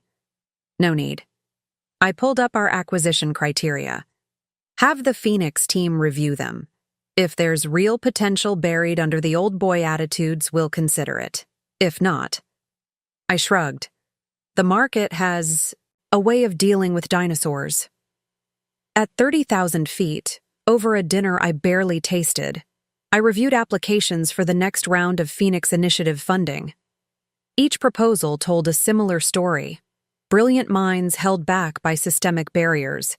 Innovative ideas dismissed because they didn't fit traditional models. Ms. Reynolds, James appeared with an urgent message. Howard Sterling is asking for a meeting, says it's important. I found Howard waiting in my Manhattan office when we landed. At 93, he still carried himself with the dignity of the empire builder he'd been, though his shoulders stooped more than they had a year ago. You've exceeded every expectation, he said without preamble. What you've built. It's beyond anything I imagined when I helped clear your path to power. But, I could hear it in his tone. He sighed, settling into a chair. Marcus is getting married again. To someone very much like you were when he first met you. Brilliant. Ambitious, successful in her own right. And you're worried history will repeat itself? I'm worried he hasn't learned anything, that he'll try to dim another light. I moved to the window, watching the city sparkle below. What would you like me to do about it, Howard? Talk to her. Not to warn her away. Marcus will do that himself eventually. But to let her know there's another path. That being underestimated doesn't mean being powerless. The irony wasn't lost on me. Here was Marcus's father, asking me to protect another woman from his son's pattern of suppression. Send me her information. I'll have Sarah arrange a lunch. After Howard left, I stood in my office, so different from the feminine, unthreatening space I'd maintained as Mrs. Sterling. The walls displayed patents instead of art, awards instead of family photos. On my desk, a small crystal phoenix caught the light, sending rainbow refractions across my workspace. Amanda's face appeared on my video screen. The quantum team has something you need to see. We've made a breakthrough. As she walked me through the technical details, I thought about Howard's request. Marcus was about to repeat his pattern with a new victim, not realizing that the world had changed, that women like his new fiancée had role models now, had paths to power that didn't require dimming their light. One more thing, Amanda added before signing off. Victoria's been nominated for a major innovation award. The ceremony's next month in Singapore. I smiled, remembering the insecure secretary who'd thought sleeping with the boss was her only path to success. Now she was revolutionizing tech development in Asia, proving that talent only needs the right environment to flourish. My phone lit up with another message from Marcus's fiancée herself. She wanted to meet, to clear the air before the wedding. Her tone was confident, assured. She thought she understood the situation, just as I once had. Except, I told him, James, but not here. At the Women's Innovation Center at Harvard, let her see what's possible when ambitious women refuse to step back. The phoenix on my desk caught the last rays of sunset, its crystal facets glowing like captured fire. Marcus had tried to turn me into decoration, never realizing he was giving me time to study, to plan, to prepare for revolution. Now, watching night fall over my transformed empire, I smiled at the thought of his new attempt at control. Some men never learned, but thanks to the Phoenix Initiative, their women would never again have to learn submission. The Women's Innovation Center at Harvard cast long shadows across the courtyard as Emma Chen, Marcus's new fiancée, walked through its glass doors. I watched her approach. Confident stride, impeccable presentation, radiating the same ambitious energy I'd once possessed before Marcus had tried to contain it. Ms. Reynolds, she extended her hand, grip firm and professional. Thank you for meeting me here. Her eyes darted around the center, taking in the state-of-the-art research facilities, the wall of success stories, the bustling energy of unleashed potential. An interesting choice of venue, I noted, leading her through the quantum computing lab where 3 doctoral candidates were developing next-generation security protocols. Your message suggested you wanted to discuss Marcus. Actually, she smiled, and I caught a glimpse of steel beneath the polish. I wanted to discuss Reynolds Global's newest acquisition target. The biotech firm you've been circling, it's my company. I paused, reassessing her with new interest. This wasn't the conversation I'd expected. Innovative pharmaceuticals. You've developed a promising cancer treatment protocol, which Marcus suggested I sell to him at a fraction of its value. Her smile turned knowing. He thought I didn't know about your history, thought I was just another ambitious woman he could guide into a more suitable role. We reached my private office in the center, a space deliberately designed to showcase female achievement in tech and business. Through the windows, we could see young women moving purposefully between research labs and innovation spaces. Tell me, I settled into my chair, genuinely curious, why accept his proposal if you knew his history? Emma's laugh held no warmth. The same reason you orchestrated his downfall instead of just leaving him. Sometimes the best way to change a system is from within. She pulled out a tablet, calling up market projections. I've spent the last 6 months documenting every attempt he's made to undervalue my company, every suggestion about stepping back from leadership. Understanding dawned. You're not here to clear the air. You're here to propose an alliance. The Phoenix Initiative transforms companies held back by outdated leadership, correct? She leaned forward, intensity radiating from her posture. My company has breakthrough technology, but we're fighting constant attempts at hostile takeover by Marcus and his remaining allies. They see a female-led biotech firm as easy prey. Sarah Mitchell chose that moment to enter, right on schedule. The market analysis you requested, she said, handing me a folder we'd prepared days ago, including the true value of innovative pharmaceuticals patent portfolio. Emma's eyes widened slightly as she saw the numbers. You've already done your homework, of course. I smiled, remembering my own days of careful preparation. The Phoenix Initiative doesn't just acquire companies, Ms. Chen. We identify potential that's been deliberately undervalued because of systemic bias. Then you understand what I'm proposing. She pulled up additional data on her tablet. A partnership, not a takeover. My company's medical innovations combined with Reynolds Global's quantum computing capabilities, we could revolutionize personalized medicine. Sarah and I exchanged glances. This was unexpected. Not another victim needing rescue, but a strategist who'd identified an opportunity and seized it. Marcus had unwittingly connected two forces capable of destroying his last attempts at relevance. You never intended to marry him, I realized, admiration coloring my tone. I intended to show him exactly what it feels like to be underestimated. Emma's smile was razor sharp. The question is, are you interested in being part of that lesson? The next hour was pure strategy. Emma's company wasn't just developing cancer treatments. They had an entire pipeline of breakthrough therapies held back by lack of computing power. Combined with our quantum platforms, the potential was staggering. One condition, I said as we finalized the framework. The merger announcement happens at your engagement party.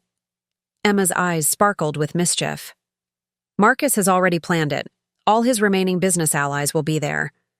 He's hoping to use my company's reputation to rebuild his influence. Perfect.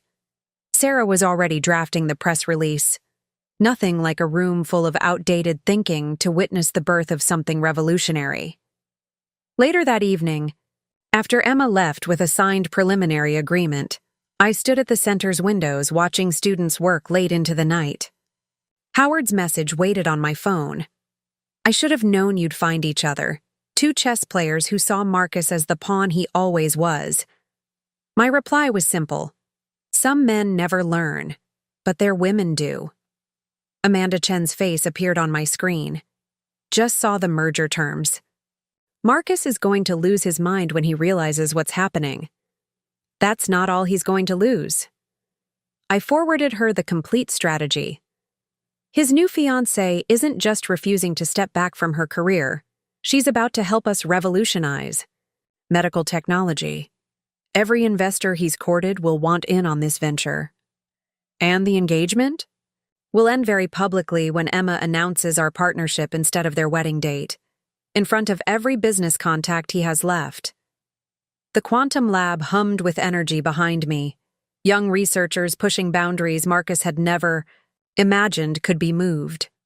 My phone buzzed with messages from other Phoenix Initiative partners, women who'd transformed their own underestimation into fuel for revolution.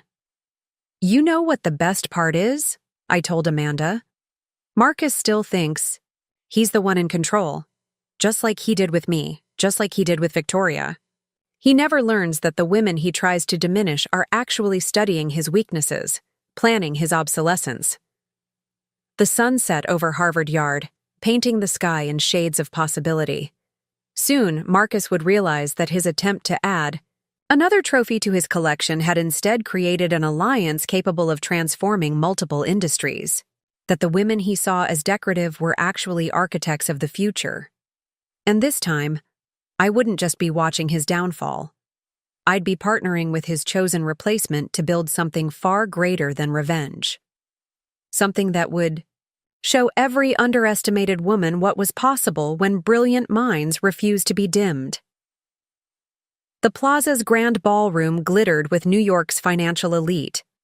Marcus had spared no expense for his engagement celebration, not realizing he was actually funding the announcement of his own irrelevance. I watched from a quiet corner as he worked the room, showing off Emma Chen like his latest acquisition, completely unaware that she was about to become his greatest miscalculation. Everything's in place, Sarah whispered, appearing at my elbow with a champagne flute. The press release goes live in 20 minutes. Trading algorithms are ready for the market opening tomorrow. I nodded, observing the room's dynamics. Marcus's remaining business allies clustered in small groups, their forced joviality masking desperate need. They'd all bet heavily on his comeback, on his promised merger with Emma's biotech firm. None of them suspected that the real merger announcement would destroy their last hopes of relevance. Victoria's video link is ready, Amanda Chen reported through my discreet earpiece, broadcasting live from Singapore. She wouldn't miss this for anything. The irony was delicious.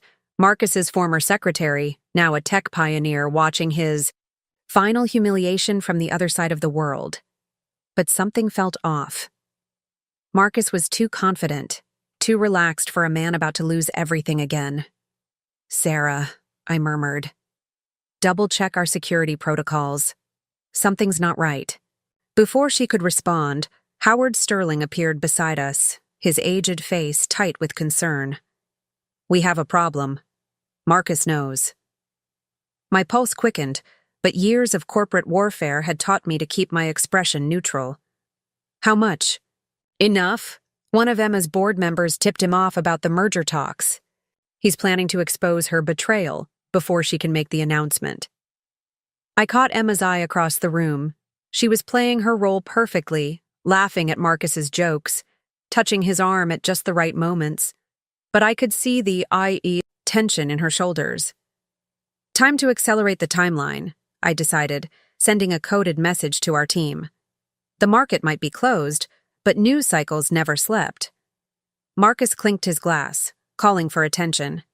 Friends, colleagues, distinguished guests. Tonight is about more than just an engagement. "You're right about that," Emma's voice cut through the crowd. She moved to the center of the room with practiced grace, her evening gown catching the light.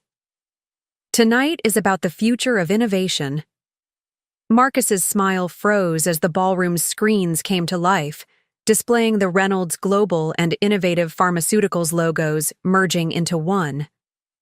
"Emma, darling, what I've been doing all along," she replied, her voice carrying to every corner. "Creating the future while you tried to live in the past." The screens filled with market projections, patent applications, research breakthroughs. Emma's biotech innovations paired with Reynolds Global's quantum computing platform, a combination that would revolutionize medical treatment. "Ladies and gentlemen," I stepped forward, enjoying the shock on Marcus's face. "Welcome to the next evolution of healthcare technology." But Marcus wasn't finished. He pulled out his phone, a desperate smirk playing at his lips. "Interesting." Timing. Almost as interesting as these documents showing corporate espionage. He gestured to his lawyers, who began distributing folders. Evidence that Ms. Reynolds and Ms. Chen conspired to steal proprietary information. The room hushed. I opened the folder, already knowing what I'd find. Doctored emails, fabricated meetings, a carefully constructed narrative of corporate theft. For a moment, I admired his thoroughness. He'd learned something from his previous defeats. "Impressive," I said into the silence, "but predictable." I nodded to Sarah, who activated her tablet. The screens shifted again, now showing a different set of documents. "What you're seeing," I announced, "is evidence of a coordinated attempt to defraud investors. Every fake email, every fabricated document, traced back to their source. The SEC has already been notified." Marcus lunged for the nearest screen, but froze as Victoria's face appeared, broadcasting live from Singapore. "Hello, Marcus. Remember when you taught me how to falsify corporate records? I kept detailed notes." The room erupted in chaos. Marcus's allies tried to distance themselves, his lawyers huddled in panic, and reporters who'd come expecting a society engagement scrambled to cover the biggest business story of the year. "You see," I addressed Marcus directly, "while you were planning to expose Emma's betrayal, we were documenting your attempt at securities fraud. The same arrogance that made you underestimate me, that made you think Emma would be content as your trophy wife, has now given us everything we need." Emma moved to stand beside me, engagement ring already removed. "The merger proceeds as planned, but with an interesting addition. Reynolds Global isn't just acquiring my company's innovations. We're absorbing every company foolish enough to back your fraudulent scheme." Howard Sterling stepped forward, his presence silencing the room. The Sterling name once stood for innovation, for looking to the future. Today, it returns to that legacy, not through my son, but through the women he tried to diminish. Marcus staggered, the full impact of his destruction finally hitting home. Every carefully laid plan, every desperate attempt at resurrection, had just become evidence of his crimes. "Your father warned you," I said softly. "Power isn't about control. It's about vision. While you were clinging to old hierarchies, we were building the future." The evening ended with Marcus in custody, his remaining allies facing SEC investigations, and the business world witnessing the birth of the largest medical technology merger in history. But the real victory wasn't in his destruction. It was in the message sent to every woman who'd ever been told to step back, to play small, to accept less than she was worth. As reporters clamored for statements, I caught Emma's eye. She nodded slightly, understanding passing between us. We hadn't just outmaneuvered Marcus. We'd created a template for revolution, one that would inspire countless others to transform their own underestimation into unstoppable force. The morning after Marcus's downfall dawned clear and bright over Manhattan. I stood in my office at Reynolds Global, watching the sunrise paint the city in shades of possibility, while financial networks buzzed with the aftermath of last night's events. The merger announcement had sent our stocks soaring in Asian markets, and European exchanges were following suit. "The SEC just released their preliminary findings," Sarah reported, entering with her morning briefing. "Marcus's fraud attempt was more extensive than we thought. He'd been building this trap for months, thinking he could discredit both you and Emma in one stroke." "How many companies are implicated?" I asked, though I already knew the answer. We'd been tracking his desperate alliance building for weeks, 17, all led by men from his old circle, all facing serious investigations now. She smiled, sharp and satisfied. "The Phoenix Initiative's acquisition team is already approaching their boards with offers." My phone lit up with a message from Amanda. "Chen, Singapore exchange opening now. Our stock's up 42% already. Victoria's running the press conference here." I switched on the video wall, watching Victoria, my husband's former secretary, now our Asia-Pacific Innovation Director, command a room full of international media. Gone was the insecure young woman who'd thought sleeping with the boss was her path to success. In her place stood a confident executive, announcing breakthrough after breakthrough that our merged technologies would soon deliver. "Ms. Reynolds," James appeared in the doorway. "Howard Sterling is here, and you'll want to see this." Howard entered slowly, his age showing more than usual, carrying a leather portfolio I recognized from my early days at Sterling Enterprises. "It's time you had this," he said without preamble, placing it on my desk. Inside were documents I'd never seen, patent applications from 20 years ago, innovations that Sterling Enterprises had buried because they came from female researchers, business plans rejected because they were too aggressive, a systematic pattern of suppressing women's contributions that went back decades. "Marcus didn't invent this pattern," Howard said heavily. "He learned it. From me, from his grandfather, from a corporate culture that saw women as decorative rather than innovative. But you," he smiled, genuine pride shining through, "you didn't just break the pattern, you shattered it completely." Emma Chen arrived as we were reviewing the documents, her presence energizing the room. "The biotech sector's going crazy over our merged capabilities. Every major research institution wants to partner with us now." "And Marcus?" I asked, though his fate was already sealed. "His lawyers are trying to negotiate a plea deal," Sarah reported. "But with the evidence Victoria preserved, plus what we uncovered about the fraud attempt, he's facing serious time." I moved to the windows again, watching the city buzz with morning energy. Below, a news crew was setting up for a live broadcast about the merger. The headlines scrolling across their van called it the dawn of a new corporate era. "You know what Marcus never understood?" I turned back to the room. It wasn't just about the companies, the innovations, the market share. It was about breaking a cycle that trapped brilliant minds in gilded cages. Emma nodded, understanding perfectly. He thought he was finding another trophy wife. Instead, he accidentally connected the two people capable of transforming entire industries. 3. Victoria's voice came through the video link. Don't forget who documented all his mistakes. Howard picked up one of the old patent applications, an early version of the quantum security system we'd perfected. The woman who designed this.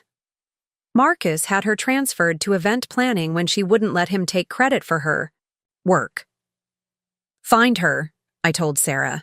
Find all of them. The Phoenix Initiative isn't just about acquiring undervalued companies. It's about reclaiming stolen innovation. The morning unfolded in a blur of activity. Market analysts struggled to calculate the full impact of our merged technologies. Medical researchers began applying for access to our combined platforms. And through it all, a steady stream of messages arrived from women in tech, in finance, in every industry where being underestimated had become fuel for revolution. The Women's Innovation Center at Harvard wants to create a case study, James Ox reported. They're calling it the Reynolds Revolution, how corporate transformation transcends revenge. I thought about that as I prepared for the afternoon's press conference. This had started as a story of personal vindication, a trophy wife turning the tables on her controlling husband. But somewhere along the way, it had evolved into something far more powerful, a template for systemic change. One last thing, Sarah said as we headed to the conference room. Marcus sent this from custody. She handed me a letter, his familiar handwriting now shaky and uncertain. I read it quickly, then dropped it in the shredder without responding. His attempts at manipulation, his promises to make things right, his pleas for mercy, they were irrelevant now. We had moved so far beyond his small vision of power that engaging with him would feel like stepping back in time. The conference room was packed with international media, all eager to understand how a simple corporate takeover had turned into a revolution in medical technology. But as I took my place at the podium, Emma and Victoria's faces on screens beside me, I knew this was more than just another business story. This was about every woman who'd ever been told to dim her light, to play small, to accept less than she was worth. Marcus's destruction wasn't the end of our story. It was just the beginning of something far more powerful. A movement that would ensure no brilliant mind would ever again be underestimated, no innovation buried, no potential contained. We hadn't just changed the game, we'd rewritten the rules entirely. 1 month after Marcus's arrest, I stood in the empty penthouse that had once been our marital home. The space echoed with absence. Artwork removed, furniture gone, every trace of my former life as Mrs. Sterling erased. Through floor-to-ceiling windows, the city sprawled beneath a canvas of stars, a testament to endless possibility. The real estate agent says we have 3 offers already, Sarah mentioned, her heels clicking on the marble floors. All well above asking price. The Reynolds Global connection makes it quite attractive. I ran my hand along a bare wall where our wedding portrait had once hung. Any word from the legal team? Marcus's plea deal is finalized. 8 years plus restitution. She paused, checking her tablet. The interesting part? Most of his former allies are turning state's evidence. The fraud investigation has uncovered decades of corporate malfeasance. A message lit up my phone. Amanda Chen with updates from our quantum medical division. The first trials of Emma's eye cancer treatment protocols, powered by our computing platform, were showing unprecedented success rates. We'd done more for medical advancement in 1 month than Sterling Enterprises had achieved in its entire history. The Women's Innovation Center called, Sarah continued. They've identified 3 more scientists from the old Sterling archives, brilliant women whose work was buried. One of them is already working with our quantum team. I moved to the kitchen, remembering countless dinner parties where I'd played the perfect hostess while Marcus held court with his business associates. How many deals had been made over those meals? How many women's careers quietly suffocated? Victoria's implementation of the Asian market strategy is exceeding projections, Sarah added. She's become quite the corporate warrior. She always was, I replied, thinking of the young secretary who'd thought power could only be borrowed from men. She just needed to realize it. The elevator chimed, announcing Emma's arrival. She carried architectural plans for the new Reynolds Chen Medical Research Center. The contractors say we can break ground next month. Every major research university wants to partner with us. We spread the plans across the kitchen island where I'd once arranged flowers for Marcus's social gatherings. The facility would be revolutionary. Quantum computing labs merged with medical research spaces, designed to foster collaboration and innovation. Have you seen the latest employment statistics? Emma asked, pulling up data on her tablet. Companies with female leadership have increased 40% since the Phoenix Initiative launched. We're not just changing corporate culture, we're reshaping the entire business landscape. A text from Howard Sterling appeared. The old board members send their regards from the SEC inquiry. Funny how quickly loyalty crumbles when faced with federal charges. The sun had fully set now, the city below coming alive with lights. Each window in every skyscraper represented possibility. Ambitious women working late, planning their own. Revolutions, refusing to be contained. Ms. Reynolds, James appeared in the doorway. The moving team is ready for the last items. I nodded, taking a final walk through the space that had once been my gilded cage. The master bedroom where I'd planned my corporate takeover while Marcus thought I was redecorating. The study where I'd built shell companies and gathered allies. The dining room where I'd listened to countless men dismiss women's potential while serving them perfectly paired wines. You know what Marcus never understood? I said to Sarah and Emma as we rode the elevator down. Power isn't something you can contain. The harder you try to suppress it, the more explosive its eventual release. In the lobby, a young woman was working late at the security desk. She straightened as we passed, her expression bright with recognition. Ms. Reynolds, I just wanted to say. Your story, what you've built. It inspired me to go back to engineering school. I stopped, truly looking at her. In her eyes, I saw the same fire that had driven me, that had fueled Victoria's transformation, that had led Emma to turn Marcus's proposal into an opportunity for revolution. What's your focus? I asked. Quantum engineering, she replied without hesitation. I want to help build what comes next. I exchanged glances with Emma, who was already pulling up her phone. Send your resume to my office, she told the young woman. The new research center will need minds like yours. Outside, Manhattan hummed with energy. My driver held the door to a car that wasn't chosen to match Marcus's taste. Everything in my life now was selected by my own preferences, aligned with my own vision. The foundation received another 100 applications today, Sarah reported as we drove through the glittering streets.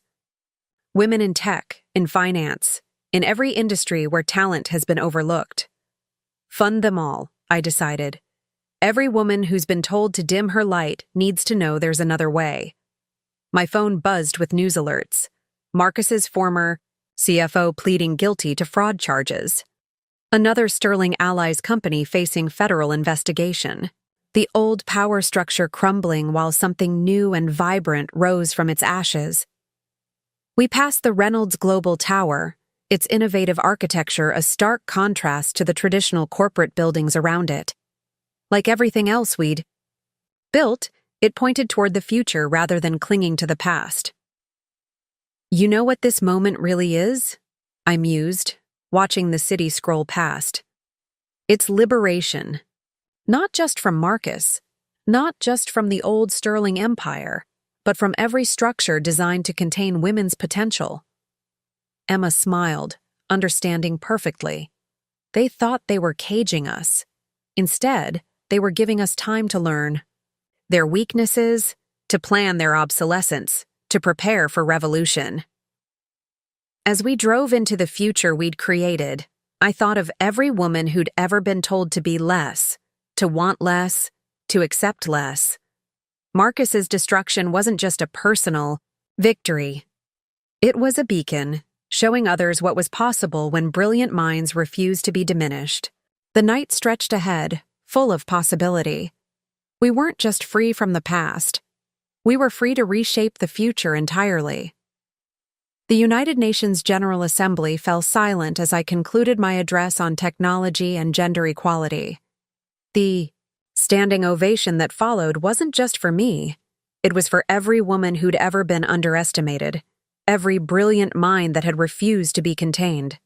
From my position at the podium, I could see delegates frantically taking notes, already planning how to implement Phoenix Initiative programs in their own countries. "The questions are pouring in," Sarah whispered as we moved to the private conference room for the follow-up session. "Every major nation wants to know how to replicate our success." Through the floor-to-ceiling windows of the UN building, New York sparkled with morning light. Somewhere in that urban maze, Marcus sat in his federal cell, probably still wondering how his perfect plan had backfired so spectacularly. "The latest numbers are in," Emma announced, joining us with her tablet displaying market data. "Reynolds Chen Medical's breakthrough has doubled our market cap overnight. We're now the largest tech medical corporation in history." But it wasn't just about corporate success anymore. The Phoenix Initiative had evolved into something far more powerful, a global movement for recognizing and unleashing suppressed talent. Every week brought new stories, brilliant researchers emerging from obscurity, innovative leaders breaking free from traditional constraints, revolutionary ideas finally finding light. Victoria's launching the Asia-Pacific expansion today, Amanda reported via video link. 10 new research centers across the region, everyone led by women who were previously overlooked for leadership roles. I moved to the window, watching the city pulse with possibility. "How many applications for the next round of foundation grants?" "Over 10,000, Sarah replied. "From 93 countries. Every one of them has a story similar to ours. Brilliant minds held back by outdated thinking." The door opened to admit Howard Sterling, looking energized despite his age. "The SEC investigation just revealed something interesting. Those patents Marcus buried? They weren't just from Sterling Enterprises. He had a network, sharing information about difficult women across multiple companies." "Had is the operative word," Emma noted with satisfaction. "Every company in his old network is either under investigation or being transformed by new leadership." My phone buzzed with a message from the warden of Marcus's federal facility. He was requesting a meeting, again. Like all his previous attempts at contact, this one would go unanswered. We had moved so far beyond his small vision of power that engaging with him would feel like stepping backward in time. The Women's Innovation Center is expanding, Sarah reported, scrolling through updates. Harvard's model is being replicated at universities worldwide. They're calling it the Reynolds effect, the systematic identification and empowerment of overlooked talent. A young UN aide entered with urgent news. The General Assembly had just passed a resolution supporting the Phoenix Initiative's global expansion.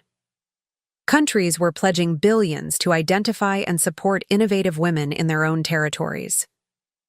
"It's not just about business anymore," I observed, watching delegates celebrate below.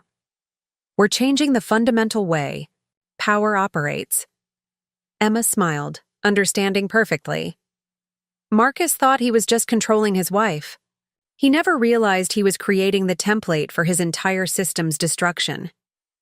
My tablet lit up with a live feed from Singapore, Victoria conducting a masterclass for aspiring tech leaders. The former secretary who'd thought sleeping with the boss was her only path to power was now showing others how to build their own strength. "Ms. Reynolds," James appeared with more updates. "The quantum medical trials have exceeded all projections. The treatment protocols are being fast-tracked for approval." I thought about all the lives that would be saved by innovations that might never have seen light under the old system. Marcus hadn't just tried to suppress me. He'd almost buried breakthroughs that could transform human health. The Foundation received an interesting application, Sarah mentioned, pulling up a file. Marcus's niece, brilliant quantum physicist, but her family insisted she focus on suitable pursuits for a sterling woman. Approve it, I said immediately. Let's show her there's another path. The day continued in a whirlwind of meetings, each one expanding the scope of our influence. The Reynolds-Chen merger had created more than a corporate giant. It had sparked a revolution in how talent was recognized and developed. Howard lingered after the final session, watching the sunset paint Manhattan in shades of possibility. You know what the real victory is? He mused. Not destroying the old system, but building something so much better that going back becomes unthinkable. A message arrived from the tech prodigy we'd discovered working security in my old building. She'd just patented her first quantum innovation. Another piece of the future we were building, another mind freed to reach its full potential. The old Sterling Enterprises board is meeting today, Sarah noted with irony. Trying to figure out how to survive in the world we've created. Most of them are facing shareholder revolts demanding female leadership. I smiled, remembering all the board meetings where I'd been treated as decorative rather than substantive. Send them our latest market projections. Let them see exactly what they missed by underestimating women's potential. As night fell over New York, I reviewed plans for the next phase of our expansion. The Reynolds Global Tower glowed in the distance, its innovative design a stark contrast to the traditional corporate structures around it. Like everything we'd built, it pointed toward the future rather than clinging to the past. You know what? Marcus never understood, I said to Emma as we prepared to leave. True power isn't about control. It's about catalyzing potential. Every woman he tried to diminish became part of something far greater than he could imagine. The city sparkled. Below, full of brilliant minds waiting to be unleashed. We hadn't just broken free from one man's constraints. We'd created a movement that would ensure no talent would ever again be suppressed by outdated thinking. The emergency board meeting was called at midnight. From the Reynolds Global Command Center, I watched multiple screens as a coordinated cyber attack threatened everything we'd built. Someone had launched a sophisticated attempt to breach our quantum security systems, targeting not just our corporate infrastructure, but the medical research that could save millions of lives. They're hitting us from multiple points, Amanda reported from Singapore, her face grim on the main screen. The pattern suggests insider knowledge. Sarah burst in, tablet in hand. We traced the breach. It's coming from inside Marcus's federal facility, and he's not working alone. His uncle Richard Sterling is funding the attack. They've activated trading algorithms, betting against our stock for when markets open. I moved to the central console, watching data flow across screens. The irony wasn't lost on me. The same men who'd dismissed women's technical capabilities were now trying to use technology to bring us down. But they'd forgotten one crucial detail. This was our domain now. Victoria, I called to another. Screen. Implementation status? Our former secretary, now Chief of Asia-Pacific Operations, smiled wolfishly. Honeypot servers activated. They're hitting exactly where we wanted them to. While Marcus and his allies thought they were breaching our defenses, they were actually following a path we'd laid out for them. Each attempted intrusion revealed more of their network, their resources, their desperation. Initiate Protocol Phoenix, I commanded. Across our global network, hidden defenses activated. Each attempted breach was not just blocked, but reversed, sending cascading failures back through the attacker's systems. Their own technology turned against them, a mirror of how we'd transformed their outdated power structures. By dawn, the attack had done more than fail. It had exposed decades of corporate conspiracy. Richard Sterling's entire network collapsed, their accounts frozen by the SEC. Marcus's final attempt at revenge had only sealed his conspirators' fate. 1 year later, I stood on the stage of the newly completed Reynolds Innovation Campus. The sprawling complex, with its architecture resembling phoenix wings, hosted the inaugural Global Women in Technology Summit. 5,000 attendees filled the auditorium, brilliant minds who had once been overlooked, now leading the future of innovation. The numbers are extraordinary, Sarah reported. Reynolds Global's market value has tripled. The quantum medical division has revolutionized cancer treatment. The Phoenix Initiative has launched more female-led companies than any program in history. Through the vast windows, I could see the Manhattan skyline where this journey had begun. The old Sterling building was now dwarfed by our new headquarters, a physical representation of how far we'd come from the days when I played the role of trophy wife. Breaking news, Emma appeared. Richard Sterling just pleaded guilty. The SEC investigation uncovered a 50-year pattern of suppressing women's innovations across multiple industries. Victoria's face appeared on the main screen. Our quantum security protocol has been adopted as the global standard. The same technology they tried to steal is now protecting digital networks worldwide. Looking out at the audience, scientists, executives, innovators who had refused to let their light be dimmed, I thought about the true meaning of transformation. Among them sat Marcus's niece, the quantum physicist whose family had tried to limit her potential. She now led our advanced research division. 10 years ago, I addressed the crowd, a man tried to contain his wife's ambitions, thinking he was protecting his power. What he actually did was create the catalyst for revolution, not just in one company, but in how power itself operates. The screens behind me filled with images. Breakthrough medical treatments, saving lives worldwide. Thousands of companies launched through the Phoenix Initiative. Brilliant minds emerging from the shadows of suppression to lead innovation globally. Howard, Sterling watched from the front row, tears in his aged eyes. He had lived to see his family's company become something far greater than its founders had imagined. Not through the son who had tried to maintain control, but through the women who had refused to be controlled. Marcus's prison sentence had ended last month, but his release barely made the news. The system he'd tried to protect was so thoroughly transformed that he emerged into a world where his old power structures were museum pieces. My phone lit up with one final message from him. Like all his previous attempts at contact, it would go unread. We had moved so far beyond his small vision of control that engaging with him would be like trying to explain space travel to someone who believed the world was flat. As evening fell over the campus, I met with young innovators at the start of their journeys. They didn't want to hear about corporate takeovers or revenge. They wanted to know about transformation, about turning underestimation into unstoppable force. You know what the real legacy is? I told my assembled team as we watched the sunset. Not the companies we've built or the technologies we've created. It's the understanding that power doesn't come from controlling others. It comes from unleashing potential.